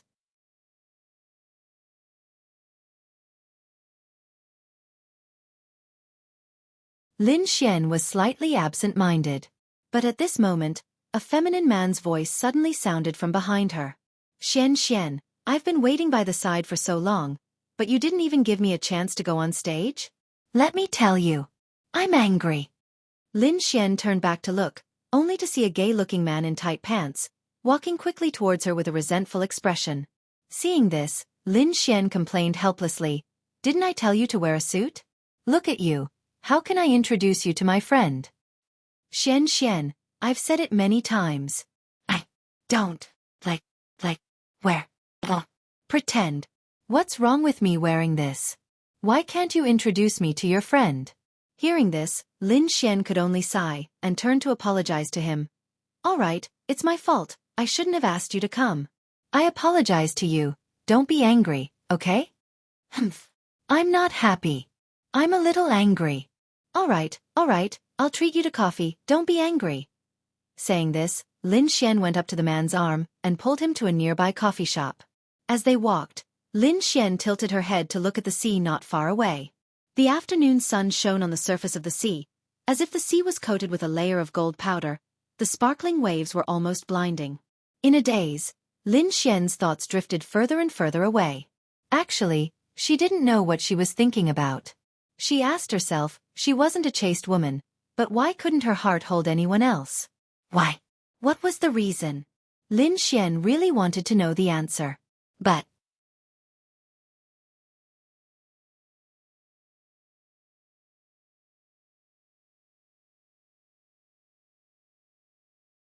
therefore, after Chen she pretended to dawdle for a while. The gift shop completely disappeared from the little fellow's sight. Looking at the teddy bear that she was so fond of disappearing, the little fellow immediately leaned on the back of the chair and pouted. No matter how Chen she talked to her, she just turned her head and didn't say a word. Well, she was angry again. The couple looked at each other, and both of them couldn't help shaking their heads and laughing. The child's temper was getting worse and worse recently. If it went on like this, maybe she would be spoiled by them in the future? Although they didn't speak, they reached a consensus through their eyes. It was time to strangle this evil trend. The taxi continued to drive. After the little fellow's performance, the sunny sky just now unknowingly darkened at the moment. A large dark cloud appeared out of nowhere and hung over the city. It was as if it had suddenly dragged everyone from the sunny afternoon to the dark night. The street lights on both sides of the street continued to light up, and the cars on the road also turned on their headlights. The taxi driver stuck his head out of the window and looked up at the dark sky. He couldn't help but mutter in Zhonghai dialect, "It's going to rain." But what the driver didn't expect was that as soon as he finished speaking, bean-sized raindrops fell from the sky like a torrential downpour, hitting the whole car with a pitter-patter sound. A torrential rain began without any warning.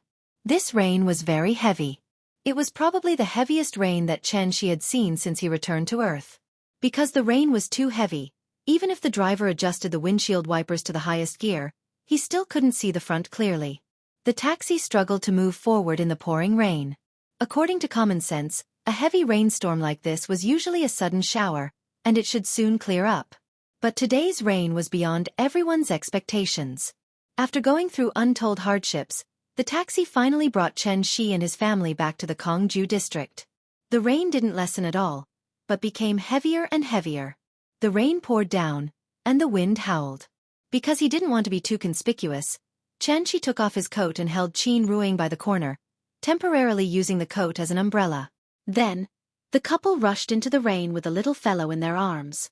Although Chen Shi's coat was shielding her, the splashing rain continued to hit the little fellow's face. The rain soaked down her neck and soaked into her clothes, but the little thing didn't feel cold at all.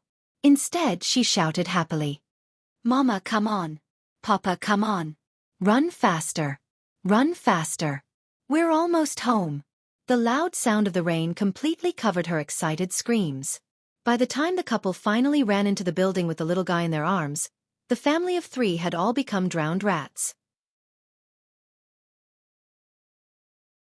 Perhaps it was because they hadn't been as embarrassed as today for a long time. So when the couple looked down at the little fellow who was still giggling in Chen Shi's arms, the 2 of them couldn't help but giggle with the little thing. For a moment, the laughter of the family of 3 successfully covered the sound of the rain outside. But when the family was laughing foolishly, there was a sudden flash of light outside. Then, a series of muffled thunder exploded in the sky. Rumble! The wind and rain blew, and thunder and lightning intertwined. This year's spring thunder seemed to come earlier than in previous years. The deafening thunder continued to sound, and every sound could make the little fellow in Chen Shi's arms tremble with fear. Seeing this, Chen Shi hurriedly hugged the little thing tightly in his arms, and at the same time used his vital essence to block most of the sound for her. And just when Chen Shi was busy comforting the little fellow, Qin Ruing seemed to have noticed something all of a sudden. She couldn't help but frown slightly. Then, with a puzzled expression, she came to the iron gate of the building and looked up at the gloomy sky.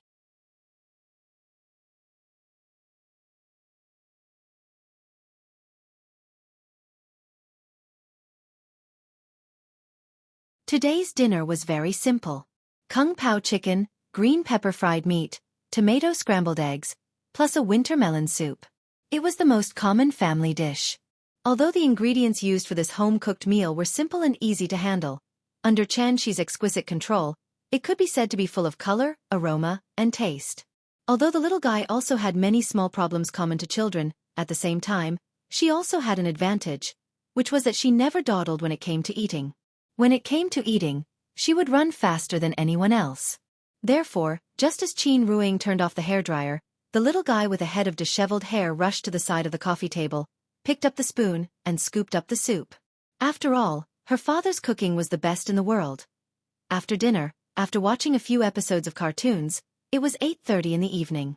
Maybe it was because she was too noisy when she was bathing just now, so the little guy's eyelids were already twitching when she was only halfway through the cartoon. When Chen Shi saw the little guy's sleepy look, he directly carried her to the bedroom. After a few words of coaxing, the little thing fell into a deep sleep. In order to prevent the little guy from being awakened by the thunder, Chen Shi specially set up a soundproof restriction in the room. When he finished everything, closed the bedroom door and came to the living room, Qin Ruing was already standing on the balcony and continued to reach out to catch the rain outside. After noticing Chen Shi's arrival, Qin Ruing didn't even turn her head and asked directly, "Shi, why does this rain make me feel so refreshed and refreshed?" Hearing this, Chen Shi didn't immediately answer. Instead, he gently held her lower abdomen with his left hand, then stretched out his right hand and held her hand from below. This shape was very similar to the classic bow pose in the Titanic. Chen Shi sniffed the faint fragrance from Qin Ruing's hair. When he was about to answer her question, a sudden clap of thunder exploded in the sky again. Rumble! The thunder was very close. It was like a grenade exploding next to them. It was deafening. Therefore, after the thunder sounded, there was a burst of screams in the community. Many people were afraid of thunder. But fortunately, a thunderstorm of this magnitude might not be seen even once a year. Under normal circumstances, thunderstorms usually didn't last too long. At most, it would completely stop after a few hours. They didn't know what was going on today. This thunderstorm lasted for more than 3 hours, but there was still no sign of it weakening. If this continued, many people would lose sleep tonight. Chen Shi gently hugged Qin Ruing. When the rolling thunder finally stopped, he whispered in Qin Ruang's ear, "The tide is rising." To be honest, Xianxia didn't think that there would be a spirit energy tide in a super first-tier international city like Zhonghai. What was even more surprising was, the scale of the spirit energy tide was far greater than the scale caused by the Qinling spirit binding array. The spirit energy contained in it was even denser than the spirit fog in the Xianxia glacier. Therefore, every drop of rain that fell from the sky contained a lot of spiritual qi of heaven and earth. How was this a simple thunderstorm? This was spiritual liquid from the sky. After briefly explaining to Qin Ruang what a spirit energy tide was, Xianxia took her back to the living room and then set up a spirit gathering array for her to cultivate. After all, cultivation was a matter of accumulation over a long period of time. Even if this sudden tide of spirit energy couldn't cause Qin Ruang's realm to advance by leaps and bounds, it could still save her a lot of effort. After all, it was a good thing with no harm. Naturally, she had to cherish this opportunity. The reason why Qin Ruang wanted to go into the rain just now was that she had succeeded in her cultivation, so she instinctively wanted to go to places with rich spirit energy. Xianxia sat cross-legged next to Qin Ruang until she entered the deepest level of meditation. Then, he got up and went to the balcony. The wind and rain were still outside. Xianxia stood on the balcony motionlessly, as if he was waiting for something. Sure enough. About an hour later, a deafening clap of thunder rang out from the horizon again. But this time, the instant the thunder rang out, the entire earth seemed to tremble along with it. You're tuning in to the Wisdom Diary YouTube channel. Don't forget to subscribe and join us on this journey to catch the most captivating stories.